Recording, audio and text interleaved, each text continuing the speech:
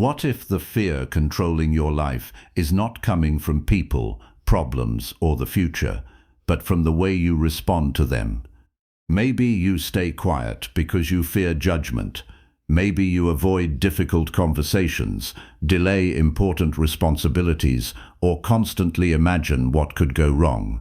You know what needs to be done, but fear keeps influencing your decisions. This audiobook will help you understand that pattern and change it through practical action.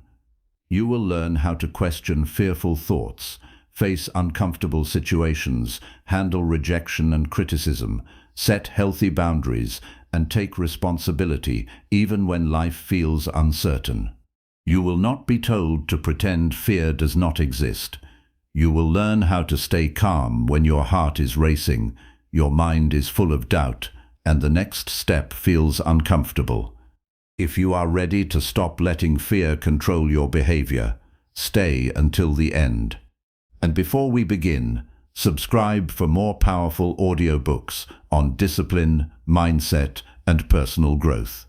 Chapter 1. Recognize how fear shapes your reactions to people and situations. You may not think of yourself as a fearful person. You may go to work, answer messages, take care of responsibilities, and handle the ordinary demands of life. But then someone looks at you in a way you cannot read, and your mind immediately begins searching for what might be wrong. You need to speak in front of a group, and suddenly your body feels tense before you have said a single word. You see an important message from your boss, a difficult family conversation, an unpaid bill, or a problem you have been avoiding, and you tell yourself you will deal with it later. Nothing dangerous has actually happened, yet your thoughts, emotions, and behavior have already changed. This is where fear often hides. It does not always arrive as panic. Sometimes it appears as hesitation, overthinking, silence, people-pleasing, procrastination, irritation, or the constant need to prepare for situations that may never become a problem. The first step toward becoming less afraid is not forcing yourself to become bold. It is learning to recognize what fear is already doing to you. Before you can control a reaction, you must be able to see it while it is happening. Most people do not notice fear at the beginning. They notice it only after it has influenced their decisions. They say, "I just didn't feel like going. I didn't think it was the right time. I wanted to avoid unnecessary conflict." Sometimes those explanations are true, but sometimes fear has quietly made the decision first, and the mind has created a reasonable explanation afterward. This matters because you cannot take responsibility for a pattern you refuse to identify. Fear is a natural response to perceived threat. The important word is perceived. Your mind does not need proof that something bad will happen before your body begins preparing for it. A possibility can be enough. You imagine being rejected, embarrassed, criticized, ignored, blamed, or disappointed, and your nervous system reacts to the possibility as if it deserves immediate attention. This does not mean your fear is foolish. It means your brain is trying to protect you using incomplete information. The problem begins when protection becomes the highest priority in every situation. A life organized around avoiding discomfort slowly becomes a life organized around limitation. Consider how fear can shape a simple conversation. You want to tell someone that something they did bothered you. Before speaking, you imagine their reaction. Perhaps they will become angry. Perhaps they will think you are difficult. Perhaps they will reject you. Within a few seconds, you are no longer responding to the actual person in front of you. You are responding to a series of imagined outcomes. Your fear changes your tone before the conversation even begins. You become overly careful, say less than you mean, apologize for bringing up the issue, or decide to remain silent. Then the problem remains unresolved. Later, you may feel frustrated, but the frustration is partly connected to your own decision not to speak clearly. This is one of the ways fear shapes personality. Repeated reactions eventually begin to feel like identity. A person who regularly stays quiet may conclude, "I am just not confident." Someone who avoids difficult tasks may say, "I am naturally lazy." Someone who constantly seeks reassurance may believe, "I simply care what people think." But behavior repeated under fear can become familiar without becoming permanent. What feels like personality may sometimes be a learned strategy for avoiding emotional discomfort. Fear also changes the way you interpret other people. When you are already expecting judgment, ordinary behavior can seem personal. A friend takes longer than usual to respond, and you assume they are losing interest. A coworker gives brief feedback, and you spend the evening wondering whether they dislike your work. Someone looks serious during a conversation, and you begin editing everything you say. Fear creates a strong desire for certainty, but people rarely provide complete certainty. You cannot know exactly what another person thinks. You cannot control whether they approve of you. When you demand certainty where none is available, your mind often fills the empty space with negative predictions. This is why self-control begins with separating facts from interpretation. The fact may be that someone has not replied to your message. The interpretation may be that they are angry with you. The fact may be that your manager asked to speak with you. The interpretation may be that you are about to lose your job. The fact may be that you made a mistake. The interpretation may be that everyone now sees you as incompetent. Fear becomes stronger when interpretation is treated as evidence. A disciplined mind learns to pause and ask a simple question: what actually happened, and what am I adding to it? That pause can change an entire day. Without it, fear moves quickly from thought to emotion and then to behavior. You think someone may judge you. You feel anxious. You avoid speaking. Because you avoid speaking, you never discover whether your fear was accurate. The next time, the same situation feels even more threatening because your avoidance has prevented you from gaining new experience. This is how fear maintains itself. It does not need to prove that disaster will occur. It only needs to convince you not to test your assumptions. Avoidance often brings immediate relief, and that relief can be misleading. You cancel the meeting, ignore the message, delay the task, or leave the uncomfortable situation. Your anxiety decreases for the moment, so your mind learns that escaping was useful. But the original problem has not disappeared. In many cases, it has become more difficult because time has been added to it. The unpaid bill may now involve additional pressure. The difficult conversation may become resentment. The unfinished task may become an emergency. Fear often makes people confuse short-term relief with long-term safety. A stoic approach does not ask you to deny that fear exists. Denial is not strength. The question is whether fear should be allowed to make decisions on your behalf. You are not responsible for every emotion that appears in your mind. You are responsible for what you do after noticing it. You may feel nervous before making a phone call, but you can still make the call. You may feel uncomfortable saying no, but you can still say it respectfully.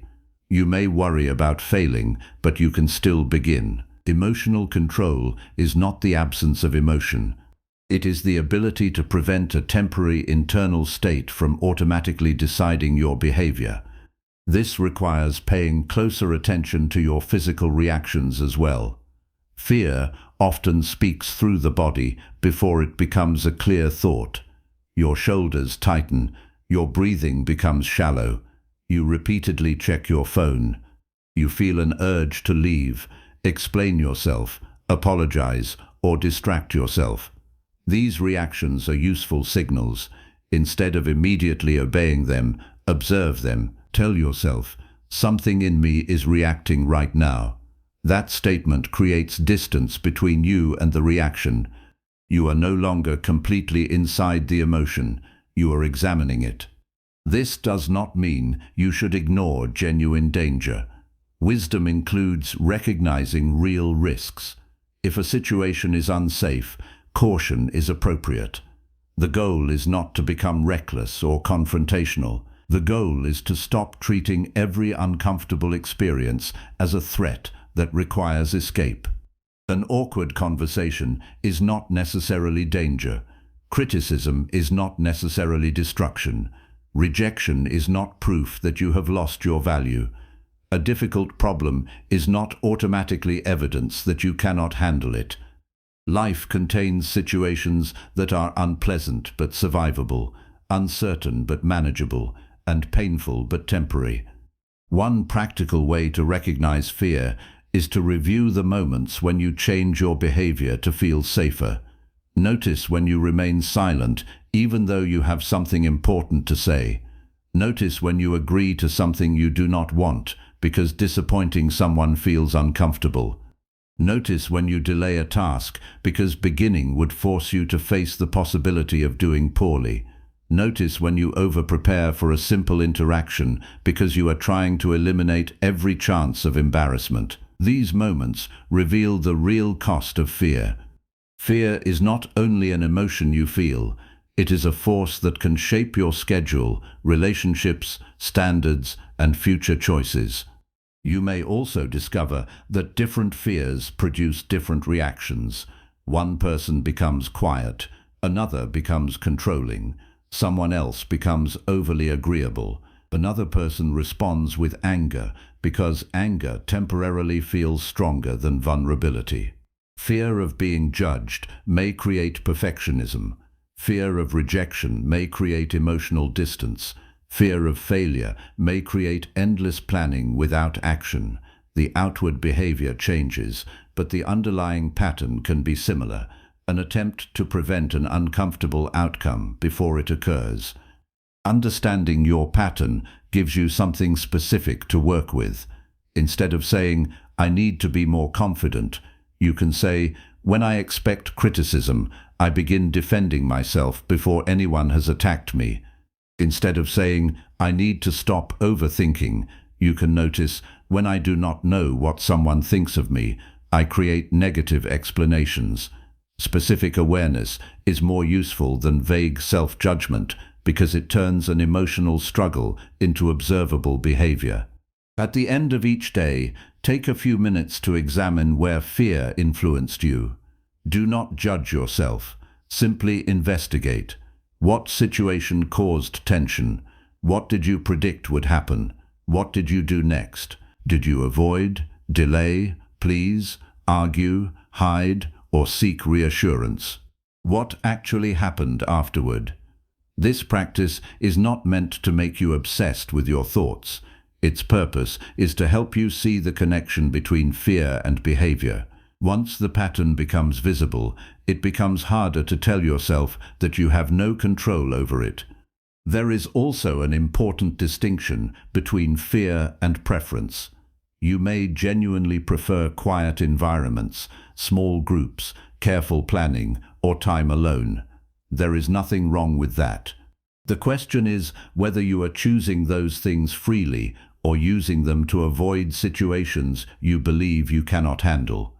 Preference allows flexibility. Fear creates restriction. If you enjoy solitude but can speak when necessary, that is different from believing you must avoid people because interaction feels unbearable. Freedom means you have choices. Fear becomes dangerous when it quietly removes those choices. The same principle applies to problems. You do not have to enjoy conflict, uncertainty, responsibility, or difficult decisions. No mature person needs to pretend that these experiences are pleasant, but you must learn to distinguish between not liking something and refusing to face it.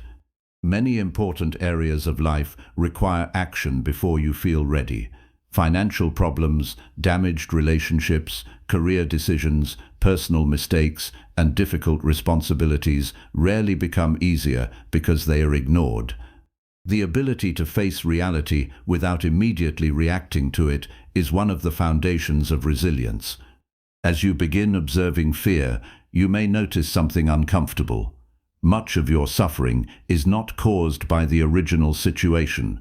It is caused by the struggle to avoid what the situation makes you feel. You are not only afraid of speaking, you may be afraid of feeling embarrassed. You are not only avoiding a problem, you may be avoiding the possibility of discovering that you made a mistake. You are not only seeking approval, you may be trying to escape the discomfort of knowing that someone does not like you. This realization changes the direction of the work ahead. If the real problem was simply other people, difficult situations, or an unpredictable world, your only option would be to control everything outside yourself. That is impossible. But if part of the struggle comes from the way your mind interprets uncertainty and the way your behavior responds to discomfort, then there is something you can train. You can learn to notice the thought before accepting it. You can experience an emotion without immediately obeying it. You can choose a deliberate response, even when your first instinct is to escape. That is where freedom begins, but awareness alone is not enough. Once you recognize how fear shapes your reactions, you must examine the thoughts that give fear its authority. The next question is more difficult. How often are you responding to reality, and how often are you responding to assumptions your mind has created before anything has actually happened? Chapter 2. Identify the specific thoughts that make ordinary situations feel threatening. The thoughts that create fear are often so fast and familiar that you may not notice them as thoughts at all. They arrive with the force of facts. You walk into a room and immediately sense that people are evaluating you. You receive a short message and assume the sender is upset. You are asked to make a decision and become convinced that one mistake could create serious consequences. The situation itself may be ordinary, but your mind adds meaning before you have enough information to justify that conclusion. This is where fear often gains its power. It does not always begin with what happens. It begins with what you predict, assume, and imagine will happen next. The mind is designed to notice possible problems. That ability can protect you, but it can also become undisciplined. When uncertainty appears, the mind wants an answer.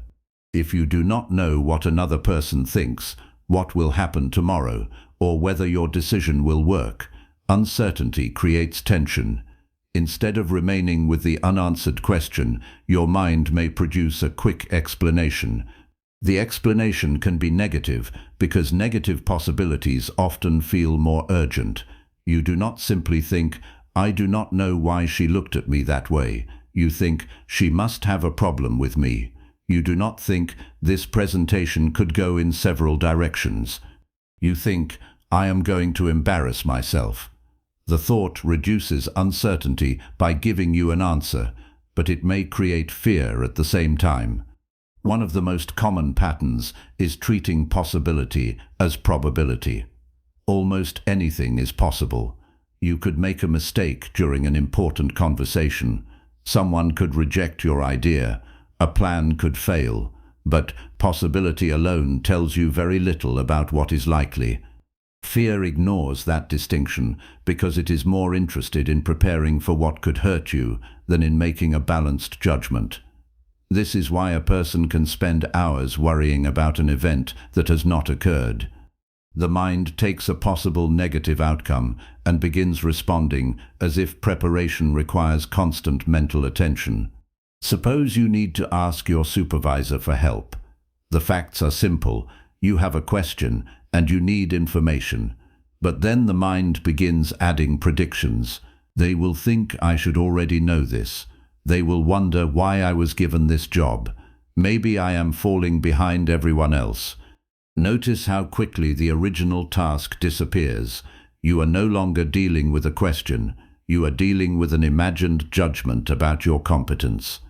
By the time you decide whether to speak, you may feel nervous, ashamed, or defensive. The fear did not come directly from asking for help.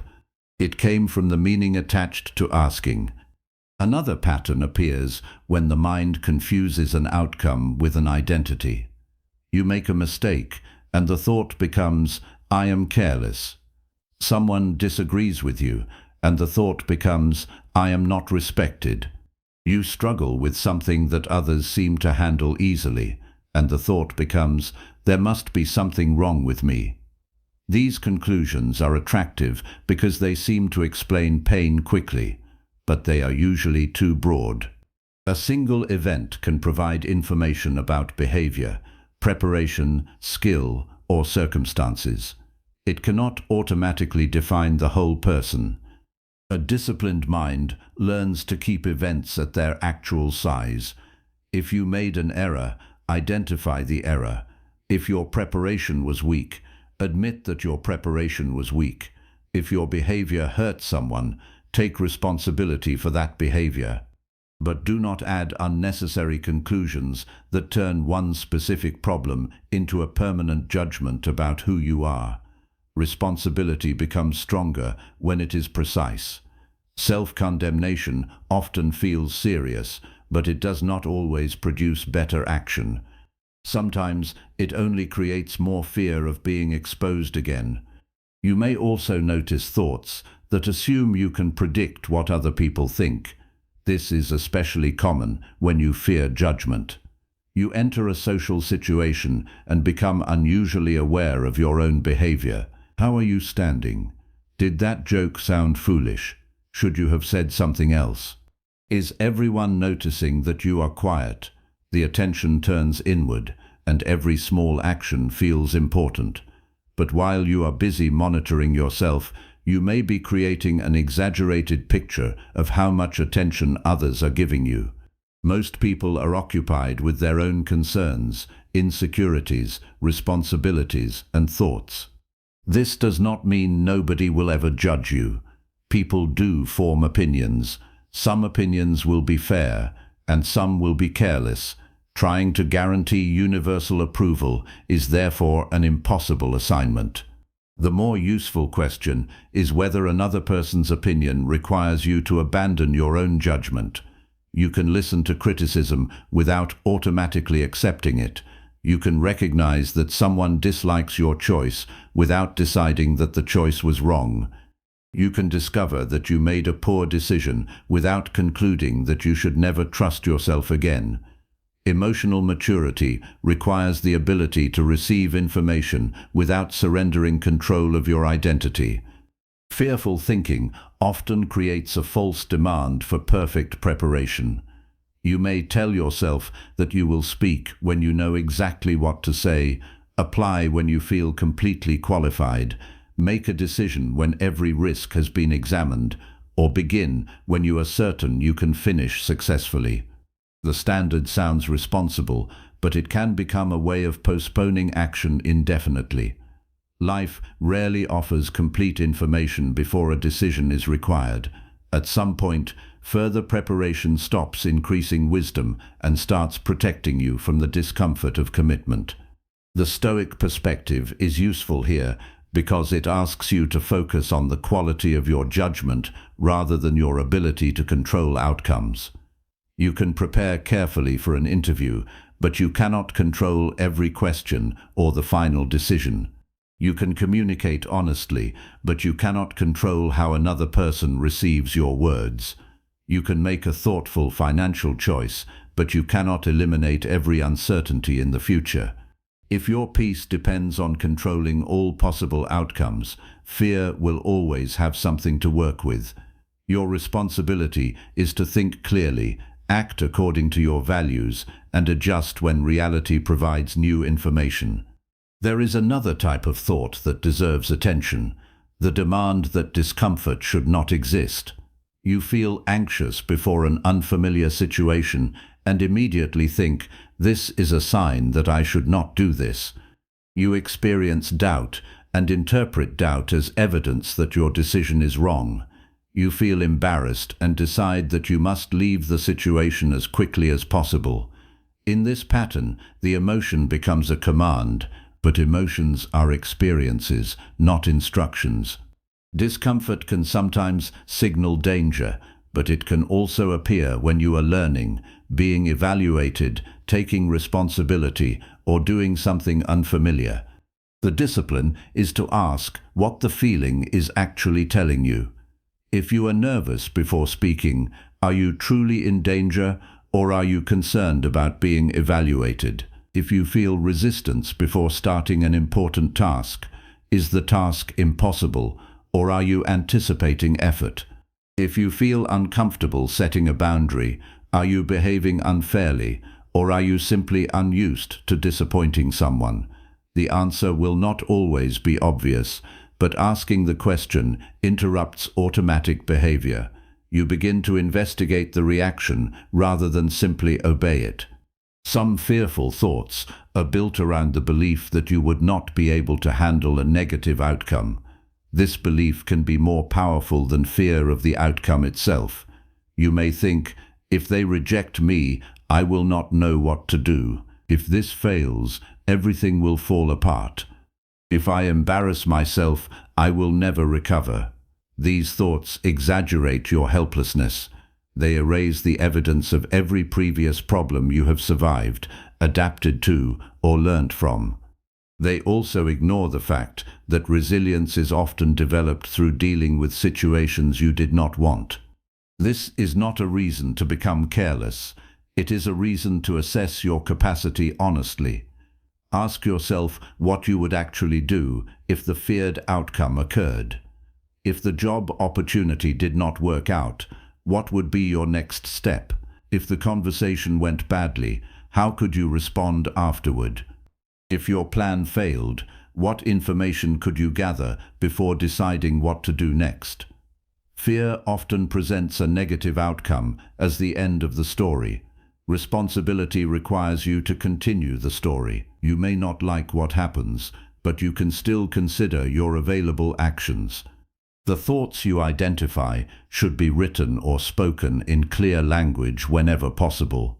Vague anxiety is difficult to examine because it has no defined claim. Instead of saying, "I feel bad about tomorrow," identify the exact thought. "I think I will say something stupid. I think they will reject me. I think I will fail. I think I will not be able to cope if this goes badly." Once the thought is visible, you can examine it. What evidence supports it? What evidence is missing? Is there another explanation?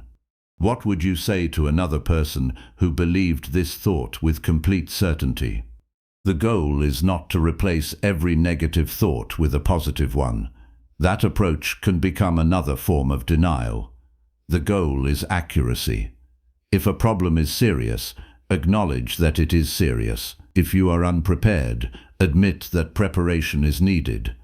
If your fear points to a real weakness, use that information to improve.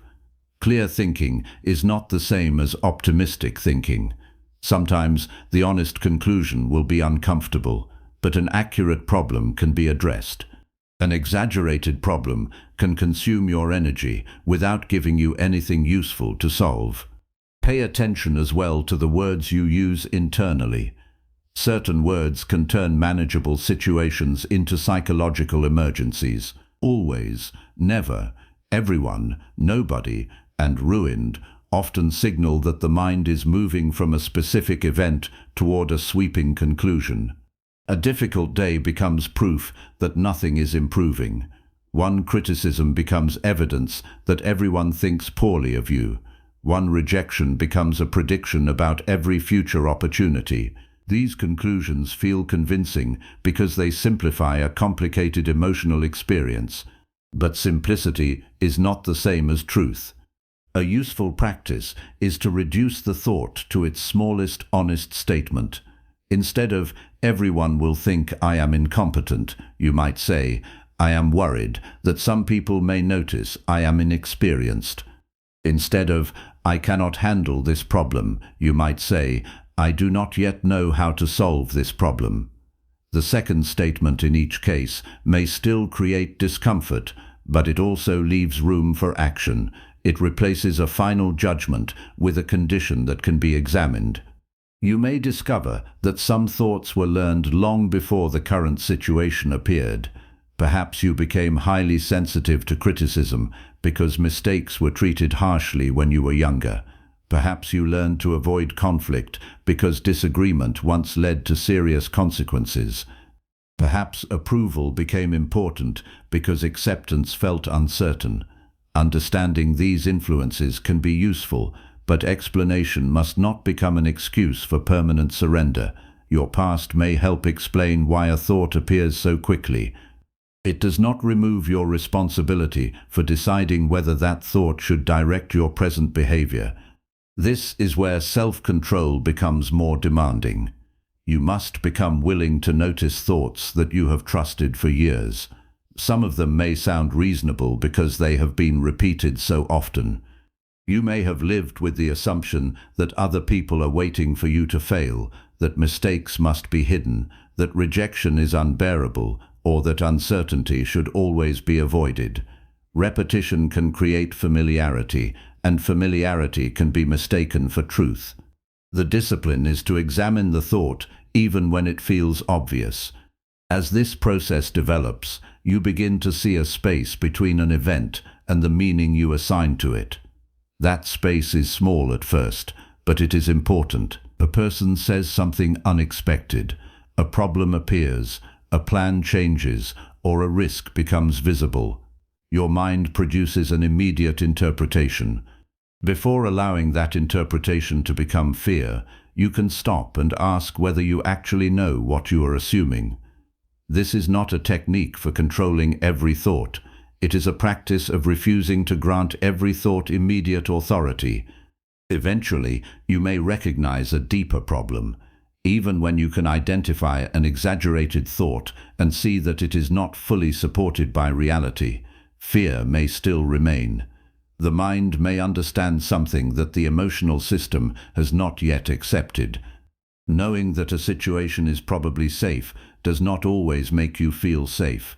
And this leads to the next stage of the journey, learning what to do when a fearful thought remains present, but you must decide whether it deserves to control your actions anyway. Chapter 3. Question fearful assumptions before allowing them to control your decisions. A fearful assumption becomes dangerous when it stops feeling like an assumption. You may tell yourself that someone will reject you, that a difficult conversation will end badly, that a decision will create consequences you cannot manage, or that taking action will expose a weakness you would rather keep hidden. Then, without noticing the transition, you begin making decisions as though the future has already been confirmed. You decline the opportunity, remain silent, delay the conversation, or choose the safer option. The decision may feel rational because your mind has already accepted its prediction. But an important question remains: what do you actually know, and what have you simply decided to believe before reality has given you an answer? This question requires more discipline than it first appears. Fear does not usually present its assumptions in obvious language. It rarely announces that it is inventing a future. Instead, it often sounds practical. You may think you are being realistic when you assume a person will not understand you. You may call it caution when you refuse to apply for something because you expect to be rejected. You may describe your silence as keeping the peace when the deeper reason is fear of how another person might respond. The mind is capable of giving avoidance a respectable explanation. That is why questioning your assumptions is not an attempt to become blindly optimistic. It is an attempt to become intellectually honest about what is influencing your choices. Imagine that you have been invited to join a group of people you do not know well. Before you arrive, you begin making predictions. You assume they already have closer relationships with one another. You assume you will not know what to say. You assume that if there is a quiet moment, everyone will notice your discomfort. None of these conclusions may be based on direct evidence, yet your body begins responding to them as if the situation has already gone badly. You may cancel before giving yourself the opportunity to discover what the experience would actually be like. The assumption then protects itself because you never collect information that could challenge it. This is one reason fear can remain unchanged for years. An untested belief is difficult to disprove from the inside. If you assume people will judge you and therefore avoid situations where they might judge you, you never learn how often your prediction is inaccurate. If you assume conflict always damages relationships and therefore refuse to address problems, you never discover whether a calm, honest conversation might improve the relationship instead. Your fear appears justified, partly because your behavior prevents reality from correcting it. Questioning an assumption begins by slowing down the movement from prediction to decision. When you notice yourself pulling away from something, ask what outcome you are expecting, not what you are feeling, but what you believe will happen. There is a difference. The feeling might be anxiety, but beneath that anxiety may be a specific prediction. They will think I am difficult. I will disappoint someone. I will make the wrong choice. This will become worse if I get involved. Bringing the prediction into clear language makes it possible to examine. Then ask a more demanding question. How certain am I? Fear often speaks with complete confidence about events that have not occurred. It may feel as though you are 100% sure that the conversation will fail, but if you look carefully, you may realize that you have evidence only for the possibility, not the certainty. This does not mean the positive outcome is guaranteed. It means your fearful conclusion may be claiming more knowledge than you actually possess. A useful exercise is to consider what evidence would change your mind. This question is important because some assumptions survive not because they are strongly supported, but because the person holding them has unconsciously decided that nothing could challenge them. If someone is friendly, you may assume they are pretending. If they are quiet, you may assume they dislike you. If they invite you somewhere, you may assume they are being polite. When every possible piece of information is interpreted to support the same fearful conclusion, the belief has become protected from reality. At that point, the problem is no longer simply fear, it is a refusal to allow new evidence to matter. A disciplined person must be willing to discover that they were wrong. This applies not only to fearful assumptions, but to all judgments. Being wrong can feel uncomfortable because the mind often connects certainty with safety. If you admit that you do not know how someone will respond, you must tolerate uncertainty for a while. Yet uncertainty is often more honest than a confident prediction built on limited information. The goal is not to replace "this will go badly" with "this will definitely go well." Both can be attempts to control an unknown future. A more mature position is often simpler. I do not know yet, but I can decide how I will respond. That shift changes the nature of decision-making. Instead of asking whether you can guarantee a safe outcome, you begin asking whether you can act responsibly without a guarantee. You may not know whether someone will respect your boundary, but you can communicate it clearly. You may not know whether your request will be accepted, but you can make the request professionally. You may not know whether a new responsibility will challenge you, but you can prepare and learn as you go. Courage becomes less dependent on predicting success and more dependent on trusting your ability to respond to reality. Fearful assumptions also become powerful when they borrow evidence from the past, without examining whether the present is actually the same. Perhaps someone betrayed your trust years ago, and now you expect every new relationship to contain the same risk. Perhaps you were embarrassed during a presentation, and now every opportunity to speak seems connected to that memory. Perhaps a previous decision caused regret, and now you question your judgment whenever another important choice appears. Past experience should inform you, but it should not automatically control every future interpretation. The responsible question is not whether something similar happened before. It is whether the relevant conditions are actually similar now. Who is involved? What has changed? What have you learnt? What information do you have today that you did not have then? Fear often removes these distinctions because generalization is faster than careful thinking. But your life is not improved by treating every unfamiliar person as a repetition of someone who hurt you, or every challenge as a return to an earlier failure. There is another assumption that deserves special attention: the belief that avoiding a decision is somehow neutral. It is not.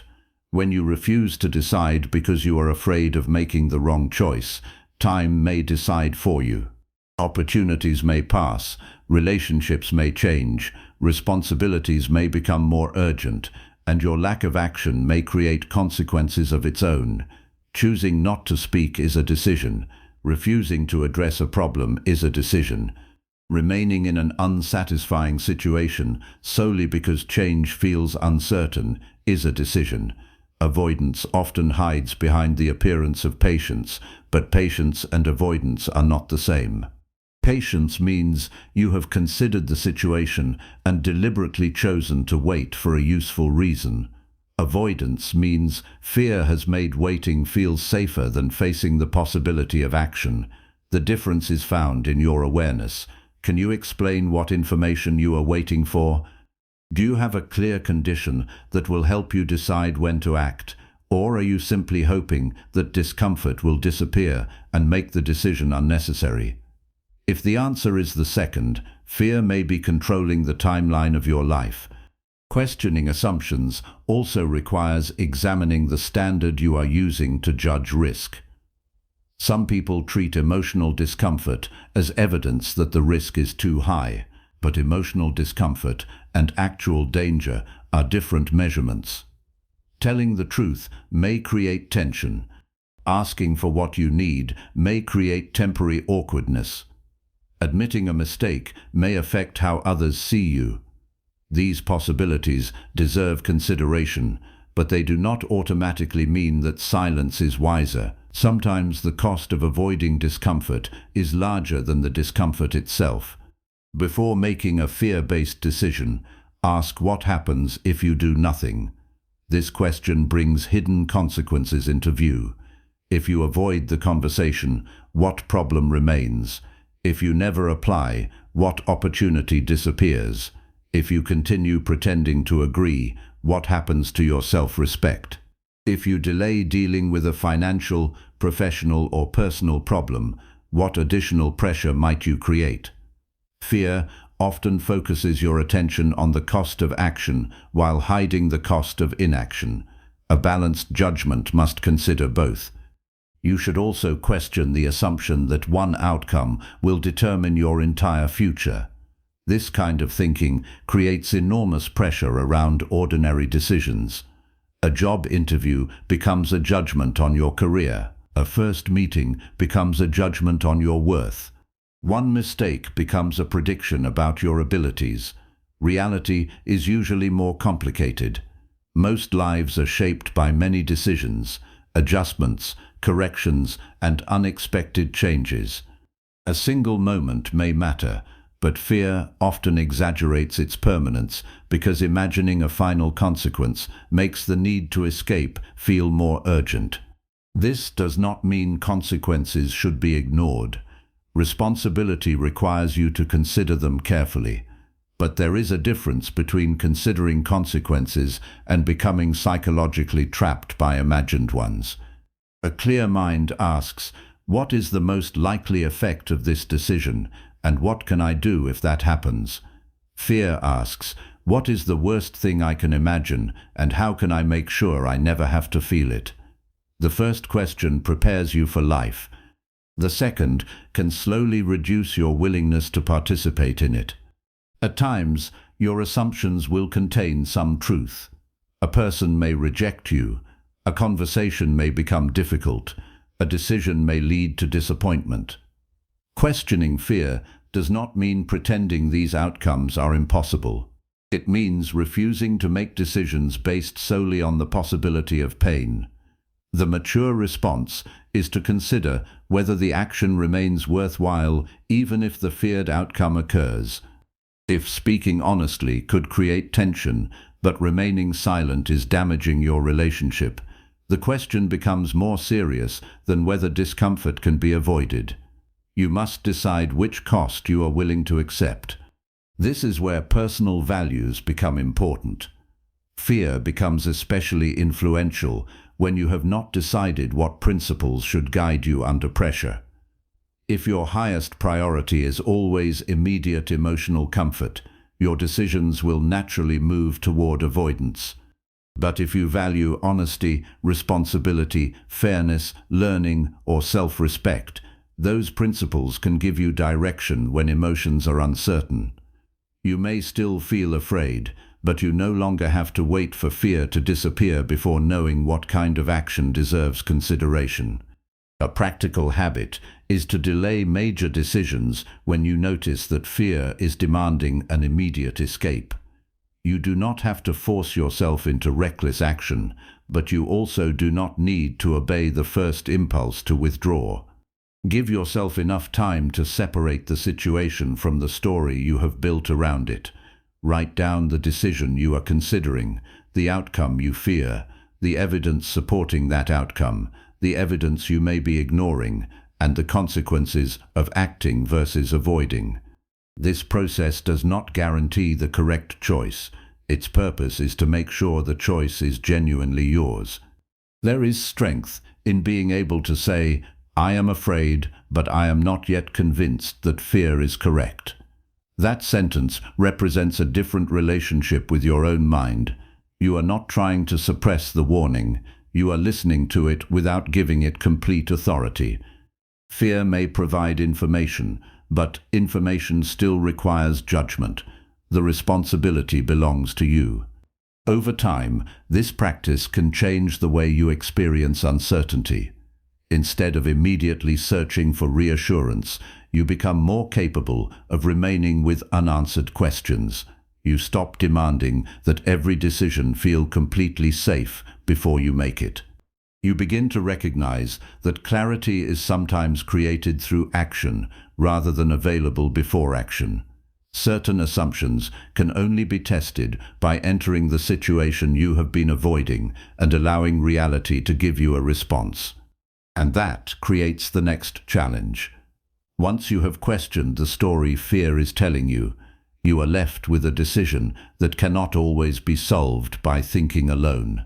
At some point, you must discover what happens when careful understanding is followed by deliberate action, especially in the moments when every part of you still wants to step back. Chapter 4. Face uncomfortable interactions through small, deliberate acts of courage. Understanding your fear does not automatically change your behavior. You can recognize the thought, question the assumption behind it, and still find yourself standing at the same point of hesitation. You know the phone call should be made. You know the conversation should happen. You know you should introduce yourself, ask the question, express your disagreement, or admit what you need. Yet knowledge and action are separated by a difficult moment. This is where courage becomes practical. It is not a personality trait reserved for unusually confident people. It is the decision to do one reasonable thing that fear has been trying to prevent you from doing. The difficulty is that many people imagine courage as a dramatic act. They believe they must suddenly become socially fearless, completely direct, highly confident, or comfortable in every difficult situation. That expectation creates unnecessary pressure. You do not need to transform your entire personality before taking action. In fact, waiting to feel transformed can become another form of delay. A more useful approach is to choose interactions that are uncomfortable enough to require effort, but manageable enough to complete. The purpose is not to overwhelm yourself. The purpose is to teach yourself, through repeated experience, that discomfort can be present without controlling your conduct. Consider someone who avoids speaking because they are afraid of saying the wrong thing. Their first deliberate act does not need to be giving a long speech. It might be asking one clear question during a meeting. It might be contributing one honest opinion when the subject is relevant. It might be greeting a coworker instead of waiting to be approached. These actions appear small from the outside, but their psychological importance can be significant. Each one challenges the habit of automatic withdrawal. The crucial detail is that the action must be intentional. If you occasionally speak because circumstances force you to, you may not connect the experience to personal choice. But when you consciously decide, "I am uncomfortable and I am going to do this anyway," you begin developing a different relationship with yourself. You learn that your behavior does not have to be determined by your strongest immediate emotion. This is one of the foundations of self-respect. You begin trusting yourself not because every action succeeds, but because you see evidence that you can follow through under internal pressure. Small acts of courage are especially valuable because fear often grows through postponement. The longer you delay an uncomfortable interaction, the more time your mind has to add complexity to it. A simple request becomes a major confrontation in your imagination. A short message is rewritten repeatedly. A minor misunderstanding becomes something that feels impossible to address. Action interrupts this process. When you act early and appropriately, you deal with the actual situation before unnecessary fear has had time to expand it. This does not mean you should speak impulsively. Courage without judgment can create problems that patience would have prevented. Before entering a difficult interaction, take enough time to decide what you actually want to communicate. Ask yourself what the purpose of the conversation is. Are you trying to solve a problem, express a boundary, seek information, take responsibility, or simply protect yourself from temporary discomfort? Clear intention reduces unnecessary conflict because it keeps you focused on the issue rather than allowing anxiety to control your tone. Imagine that a friend repeatedly cancels plans at the last moment.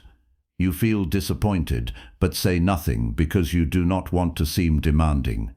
After several months, the frustration grows.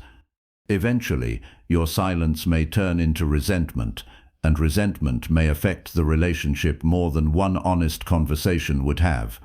A deliberate act of courage could be as simple as saying that the repeated cancellations have been difficult for you and asking for more direct communication. You do not need to accuse, exaggerate, or demand an immediate solution. The courageous part is allowing the truth to be spoken without first guaranteeing how it will be received. This is an important distinction.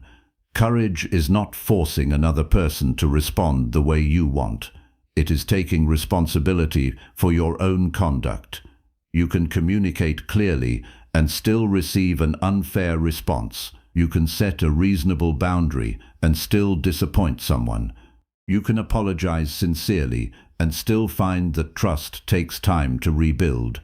If you measure courage only by the reaction you receive, you will remain dependent on circumstances you cannot control. The more reliable measure is whether you acted with honesty, restraint, and self-respect.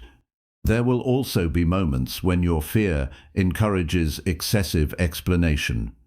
You may feel the need to justify every decision so that no one can misunderstand you. You may apologize before stating a reasonable preference. You may continue talking after your point has already been made because silence makes you nervous. This behavior often comes from the desire to control how you are perceived. A useful act of courage can sometimes be saying less. State what you mean with appropriate clarity, then allow the other person to have their response without immediately trying to manage it. For example, saying no to an unreasonable request may require only a few sentences. You do not need to create an elaborate defense of your decision. You can acknowledge the request, explain your position if necessary, and remain respectful. The discomfort that follows does not mean you have done something wrong. Sometimes the most difficult part of courage is not speaking. It is resisting the urge to take your words back because another person appears disappointed. This is where emotional self-control becomes essential. Difficult interactions can trigger a strong desire to escape tension as quickly as possible. You may agree to something you do not want, change your position without reflection, or become defensive simply because the other person's emotions are intense. A disciplined response requires you to tolerate the presence of another person's discomfort without automatically treating it as your responsibility to remove. You are responsible for being respectful. You are not responsible for making every interaction pleasant. The same principle applies when you must initiate contact. Many people wait for the perfect opening before approaching someone, asking for guidance, requesting an opportunity, or reconnecting with a person they value. But the perfect opening may never arrive because social life contains uncertainty. The other person may be busy. They may respond warmly, briefly, or not at all. Your task is not to control those possibilities. Your task is to make a reasonable effort. A simple message can be an act of courage when your habit is to remain invisible. Asking for feedback can be courageous when you are afraid of discovering weaknesses. Introducing yourself can be courageous when you expect to feel awkward. The action does not need to look impressive to anyone else. Its value lies in the pattern it interrupts. Every time you act where you previously avoided, you provide your mind with new evidence about what you can tolerate. It is useful to begin noticing your personal threshold for discomfort. Some interactions produce mild nervousness. Others immediately create a strong urge to delay or withdraw. Do not begin by choosing the situation that feels impossible. Choose one that requires you to stretch without abandoning your ability to think clearly. Then repeat similar actions until the experience becomes more familiar. The goal is not to eliminate all discomfort. The goal is to increase your capacity to remain composed while discomfort exists. Repetition matters because confidence is often built after action rather than before it. You may not believe you can handle a certain interaction until you have handled several smaller versions of it. You learn through experience that your voice may shake and the conversation can still continue. You may forget part of what you wanted to say and still communicate the essential point. You may feel embarrassed for a few minutes and discover that the feeling passes without destroying anything important. This creates a more realistic form of confidence. It is not based on telling yourself that everything will go perfectly. It is based on becoming familiar with your own ability to recover. Recovery is often more important than flawless performance. A person who believes they must never make a social mistake will remain highly cautious. A person who knows they can correct themselves, apologize when necessary, and continue after an awkward moment has more freedom to act. Courage also requires accepting that some interactions will reveal things you would rather not know. You may ask for feedback and hear a criticism that is partly true. You may address a problem and discover that the other person does not share your view of the relationship. You may apply for an opportunity and receive a clear rejection. Avoidance protects you from these moments temporarily, but it can also keep you dependent on uncertainty. Reality may be uncomfortable, yet it provides something fear often cannot: information you can use. If criticism is accurate, you can learn from it. If a relationship has changed, you can respond to the truth instead of living with speculation. If an opportunity is unavailable, you can direct your effort elsewhere. The Stoic perspective asks you to place your energy where action remains possible. You cannot control whether another person values your effort, but you can control whether you approach the situation with maturity. You cannot force acceptance, but you can refuse to make rejection a reason to abandon future attempts. There is also courage in remaining present during a conversation when your first instinct is to retreat mentally. Some people physically stay in the room but stop listening as soon as they feel criticized. Others begin planning their defense before the other person has finished speaking. This reaction can prevent understanding. A small but demanding act of courage is to listen long enough to determine whether there is something useful in what you are hearing. You do not have to agree.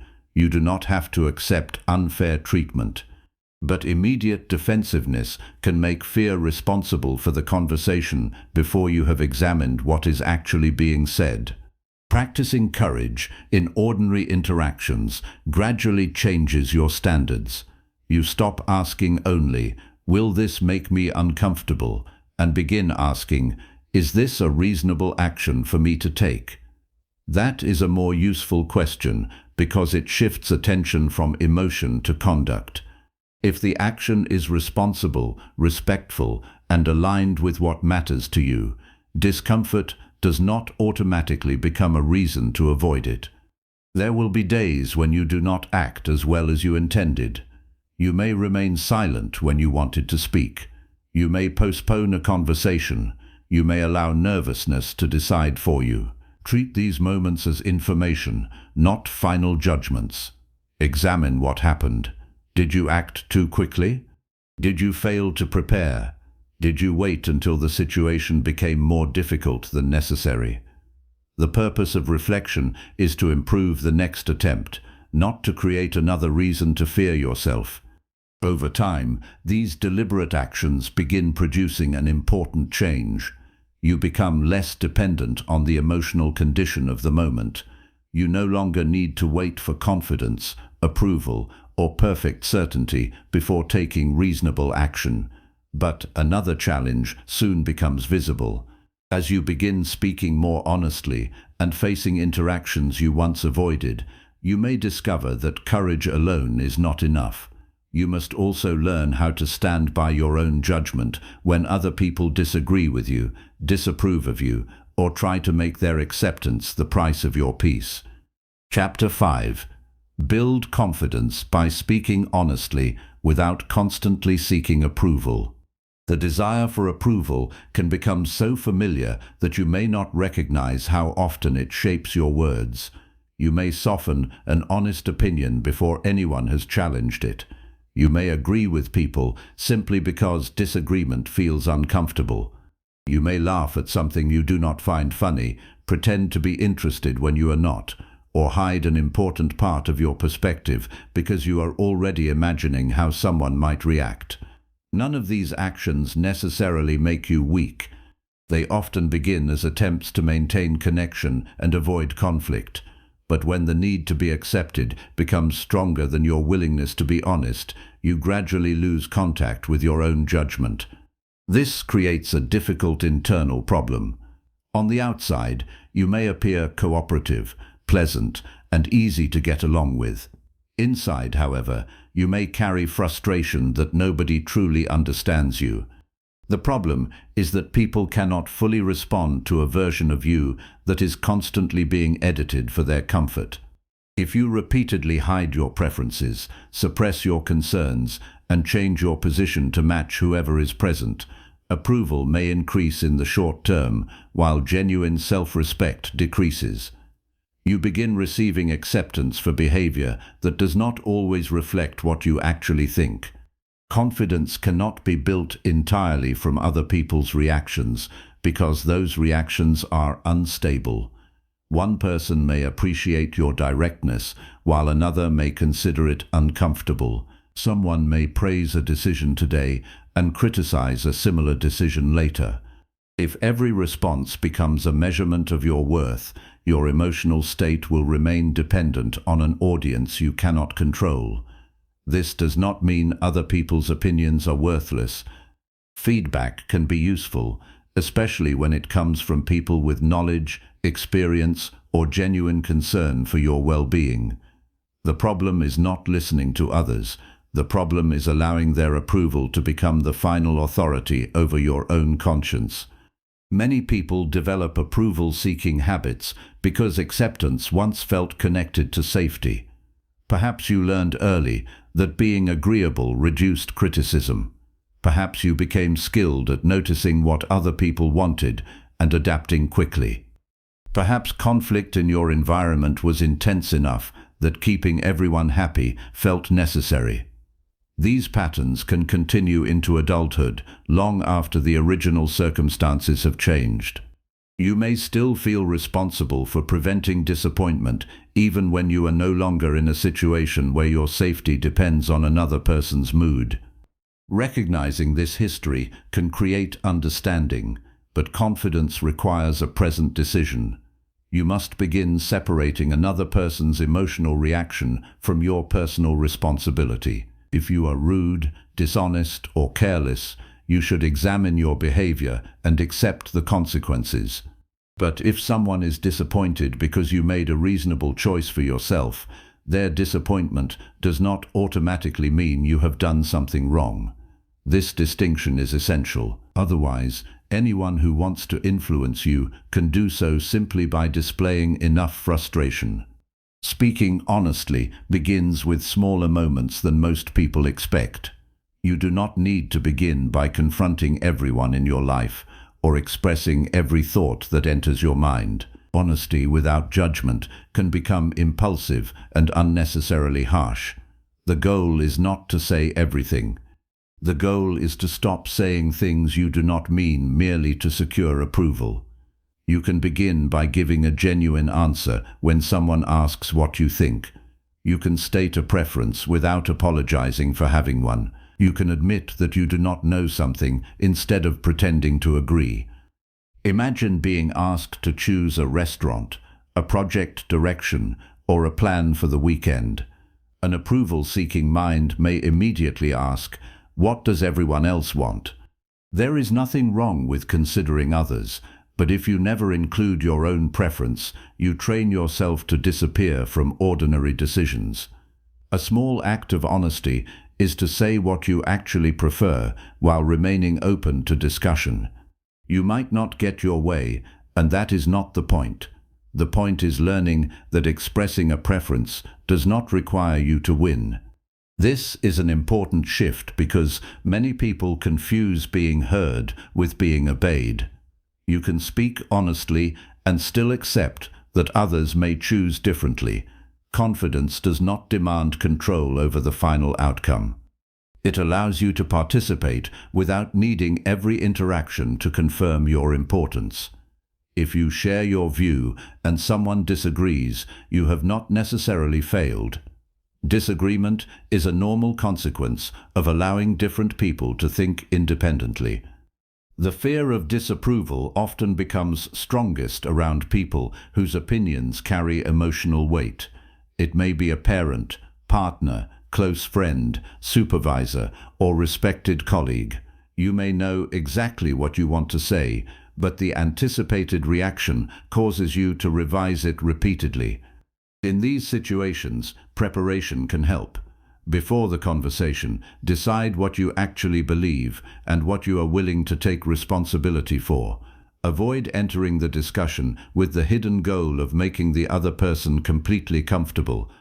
If their agreement is your only definition of success, you may abandon your position as soon as resistance appears. Instead, define success according to your conduct. Did you speak truthfully? Were you respectful? Did you listen? Did you remain willing to correct yourself if new information appeared? Did you avoid unnecessary attacks and exaggeration? These questions give you a standard that belongs to you. The Stoic approach is not about becoming indifferent to everyone. It is about refusing to surrender your judgment simply because another person's reaction is emotionally difficult to witness. You may notice that approval-seeking also affects the way you tell stories about yourself. When describing an event, you might instinctively present yourself in the most acceptable way possible. You may hide your mistakes, exaggerate your certainty, or pretend that you were less affected than you really were. This can become exhausting because maintaining an edited image requires constant attention. Honest self-expression does not mean revealing every private detail. Privacy is a legitimate choice, but there is a difference between protecting your privacy and continuously performing a version of yourself designed to avoid criticism. One practical discipline is to notice the moment immediately before you change your answer. Someone asks a question and you know your honest response. Then you sense their expectation and begin adjusting. Pause there. Ask yourself whether the change is based on new information or on fear of their reaction. Sometimes changing your view is a sign of maturity because another person has shown you something you had not considered. But changing your answer before they have even responded may simply be a habit of self-protection.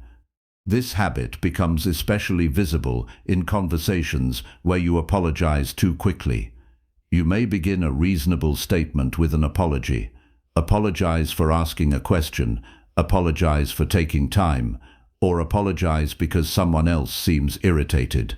Excessive apologizing can quietly communicate that your existence requires permission. A more disciplined approach is to reserve apologies for situations where you have actually caused harm, failed a responsibility, or acted unfairly. You do not need to apologize for speaking calmly, having a need, or occupying an appropriate amount of space in a conversation. Another challenge is learning to survive the silence that can follow honesty. When you are accustomed to receiving immediate reassurance, a pause from another person may feel threatening.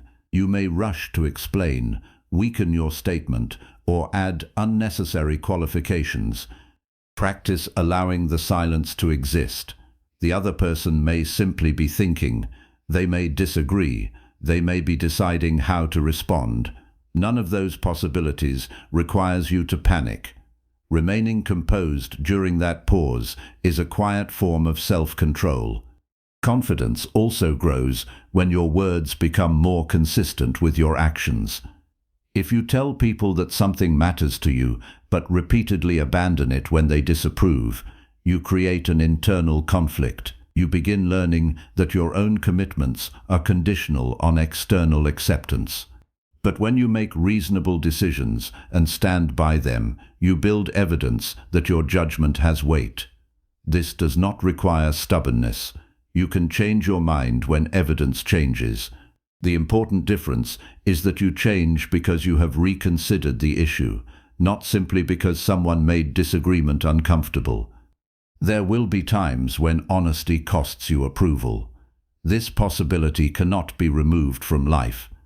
A friend may prefer the version of you who never objected. A coworker may be disappointed when you stop accepting extra responsibilities without discussion. Someone may accuse you of changing when, in reality, you have simply stopped hiding your position.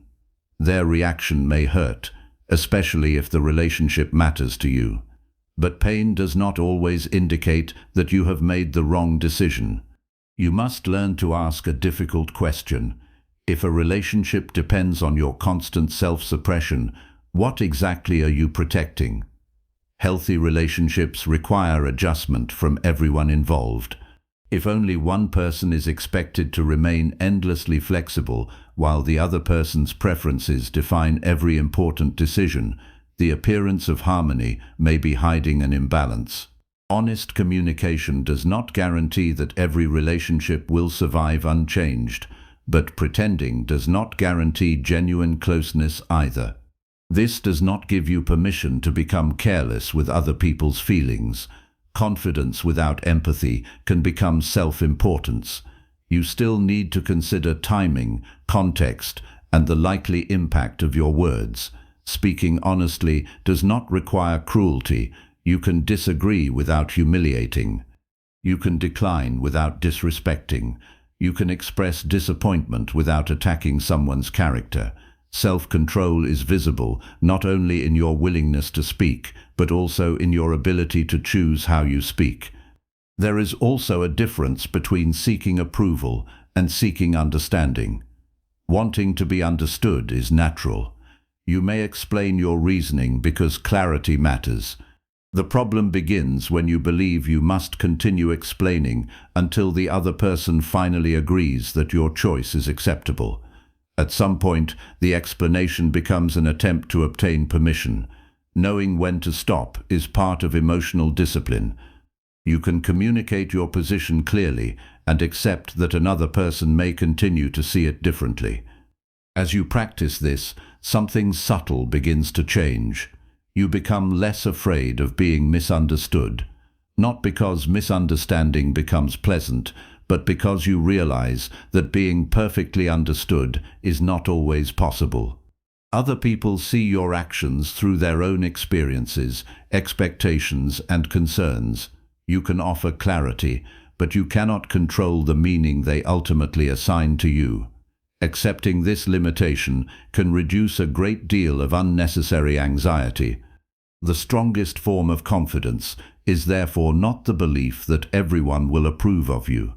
It is the knowledge that disapproval does not automatically require self-betrayal. You can listen without collapsing into agreement. You can consider criticism without assuming it defines you. You can care about relationships without allowing every relationship to dictate your choices. This kind of confidence is built slowly through repeated moments of honest expression, followed by the realization that you can tolerate the response. But speaking honestly with people is only one part of becoming less afraid. Eventually, fear stops appearing mainly as concern about what others think, and begins confronting you through responsibilities you cannot solve with a conversation. A difficult decision, a financial problem, a mistake, or an unexpected crisis may demand your attention whether you feel confident or not. And when avoidance is no longer hidden behind politeness or approval, you must learn a different discipline: the ability to approach a problem directly instead of allowing fear to make postponement your default response. Chapter 6. Approach problems directly instead of avoiding difficult responsibilities and conversations. There is a particular kind of fear that does not look dramatic from the outside. It appears when you see a problem and decide that you will deal with it tomorrow. The message remains unanswered. The bill remains unopened. The task stays unfinished. The difficult conversation is postponed until the right moment. You may continue with the rest of your day and even convince yourself that you are simply waiting for a better time, but somewhere in the background, the problem remains active. It takes attention without receiving action, and the longer it stays there, the more power it can gain over your thoughts. Avoidance often begins because a responsibility produces an emotion you do not want to experience. The problem may bring uncertainty, guilt, embarrassment, frustration, or the possibility that you will have to admit something you wish were not true.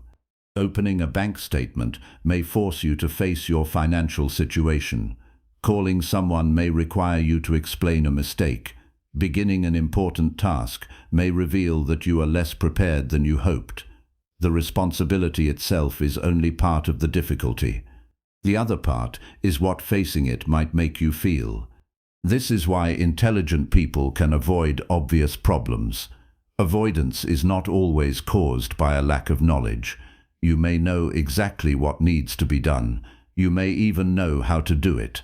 Yet understanding does not guarantee action when the action carries emotional weight. A person can read about discipline, make detailed plans, and still delay the one task that would improve their situation.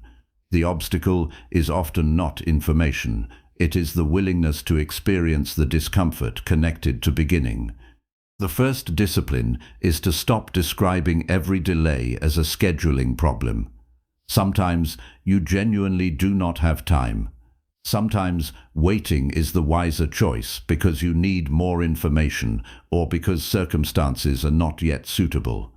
But there are also delays created by fear. A useful question is not simply, "When will I deal with this?" Ask instead, "What am I hoping will change if I wait?" If there is no clear answer, Postponement may be serving an emotional purpose rather than a practical one. Perhaps you hope the problem will become less serious on its own. Perhaps you hope someone else will take responsibility. Perhaps you are waiting to feel more confident. Perhaps you are hoping that enough time will pass for the situation to become irrelevant. Occasionally these things happen. But building your life around that possibility is not a reliable strategy. Problems often change when they are addressed. When they are ignored, they usually continue developing without your participation. Approaching a problem directly does not mean solving everything immediately. This is an important distinction. Some responsibilities are complex and require time. A damaged relationship may need several conversations. A financial difficulty may require months of careful adjustment. A professional problem may involve learning new skills or seeking assistance. Directness means refusing to confuse the size of the problem with the size of the first action. You may not be able to solve the entire issue today, but you can usually identify the next honest step. This reduces the tendency to become overwhelmed by seeing everything at once. If you have ignored your finances for months, thinking about the entire situation may produce panic. Instead, the first action may simply be gathering accurate information. You can look at the accounts, the bills, and the obligations without immediately demanding that every problem be fixed. Facts may be uncomfortable, but they are often less damaging than the uncertainty created by refusing to look. The same principle applies to difficult responsibilities at work. Suppose you have made an error that may affect a project.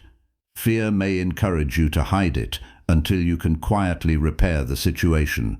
Sometimes correction is possible, but sometimes delay increases the consequences and makes the eventual conversation more difficult. Taking responsibility early may feel unpleasant, yet it allows other people to respond while options still exist. A mature person does not measure responsibility by how comfortable it feels. They measure it by whether their actions give reality the attention it requires. There is a difference between shame and responsibility that must be understood. Shame asks what your mistake says about your worth. Responsibility asks what the situation now requires from you. Shame can keep your attention focused inward. You replay what happened, criticize yourself, and become increasingly afraid of being exposed. Responsibility turns outward toward action. What needs to be corrected? Who needs accurate information? What can be repaired? What must be accepted? This shift does not erase emotion, but it prevents emotion from becoming the only thing you do. Difficult conversations follow the same principle. Many people wait because they believe they must first find the perfect words. They rehearse different versions, imagine every possible response, and delay until the issue has accumulated additional tension. Preparation is useful, but perfection is rarely available. A better approach is to identify the central truth that needs to be communicated and speak from that point. You do not need to solve the entire relationship in one conversation. You may only need to begin with what is currently true. This requires discipline because conversations often become difficult when we try to control both sides. You can control whether you speak honestly, whether you listen carefully, and whether you remain respectful. You cannot control whether another person immediately agrees with your interpretation. If your goal is to force a particular response, frustration will dominate the conversation. If your goal is to address reality as clearly as possible, you give the interaction a more stable foundation. Approaching problems directly also means resisting the temptation to create unnecessary distractions. When an important responsibility feels threatening, suddenly many smaller tasks can seem urgent. You may clean, organize, research, scroll, answer minor messages, or work on something easier. These activities can create the feeling of productivity while allowing the central problem to remain untouched. The mind prefers tasks with quick completion because they offer relief without requiring you to confront what you have been avoiding. The solution is not to eliminate all distractions through force. It is to become honest about which task matters most. At the beginning of the day, identify the responsibility that is creating the most unnecessary mental pressure. Ask whether you have a specific reason for delaying it. If not, decide on a defined period when you will begin. Make the commitment small enough to be realistic, but specific enough to prevent endless negotiation. You may tell yourself that you will spend 20 minutes gathering information, making the call, drafting the message, or examining the issue. Beginning often provides information that endless thinking cannot. You should also separate problems into what can be acted upon and what must simply be endured for a time. Not every difficulty is immediately solvable. You may be waiting for a decision from someone else. You may have experienced a loss that cannot be repaired. You may face a condition created by circumstances outside your control. Directness does not mean pretending that control exists where it does not. It means identifying your actual area of responsibility and refusing to waste your energy trying to command what belongs to chance, time, or another person. This is where the Stoic perspective becomes especially practical. When a problem appears, your first responsibility is not to become calm immediately. Your first responsibility is to see the situation accurately. What has happened? What remains uncertain? What part belongs to you? What action is available now? These questions create order without requiring you to deny emotion. You may feel anxious while gathering facts. You may feel disappointed while making the necessary call. Your emotional state does not have to become ideal before responsible action can begin. Another obstacle is the fear of discovering that the problem is worse than expected. This fear can keep people in a strange form of suspension. As long as they do not know the full situation, they can continue imagining that perhaps it is not too serious. But uncertainty does not reduce the actual condition. It only prevents informed decisions. Accurate information may initially increase discomfort, yet it also gives you something solid to work with. A known difficulty can be evaluated. An unknown one can expand endlessly in the imagination. There is strength in becoming the person who checks. You check the account, the deadline, the medical appointment, the work status, the relationship, the contract, the message you have avoided reading. You do not check because you enjoy bad news. You check because reality does not become less real when ignored. This habit gradually changes your relationship with problems. Instead of seeing information as something that can threaten you, you begin seeing it as something necessary for judgment. Direct action also requires knowing when to ask for help. Some people avoid problems because they believe needing assistance will expose weakness. They wait until the situation becomes more serious because they would rather struggle privately than admit they do not know what to do. This is not always independence. Sometimes it is pride protecting itself at the expense of responsibility. Asking for qualified help can be an act of discipline when the problem exceeds your current knowledge or capacity. The important question is whether you are seeking help to avoid responsibility or to fulfill it more effectively. You can ask for advice, professional guidance, or support while remaining accountable for the decisions that belong to you. Responsibility does not mean doing everything alone.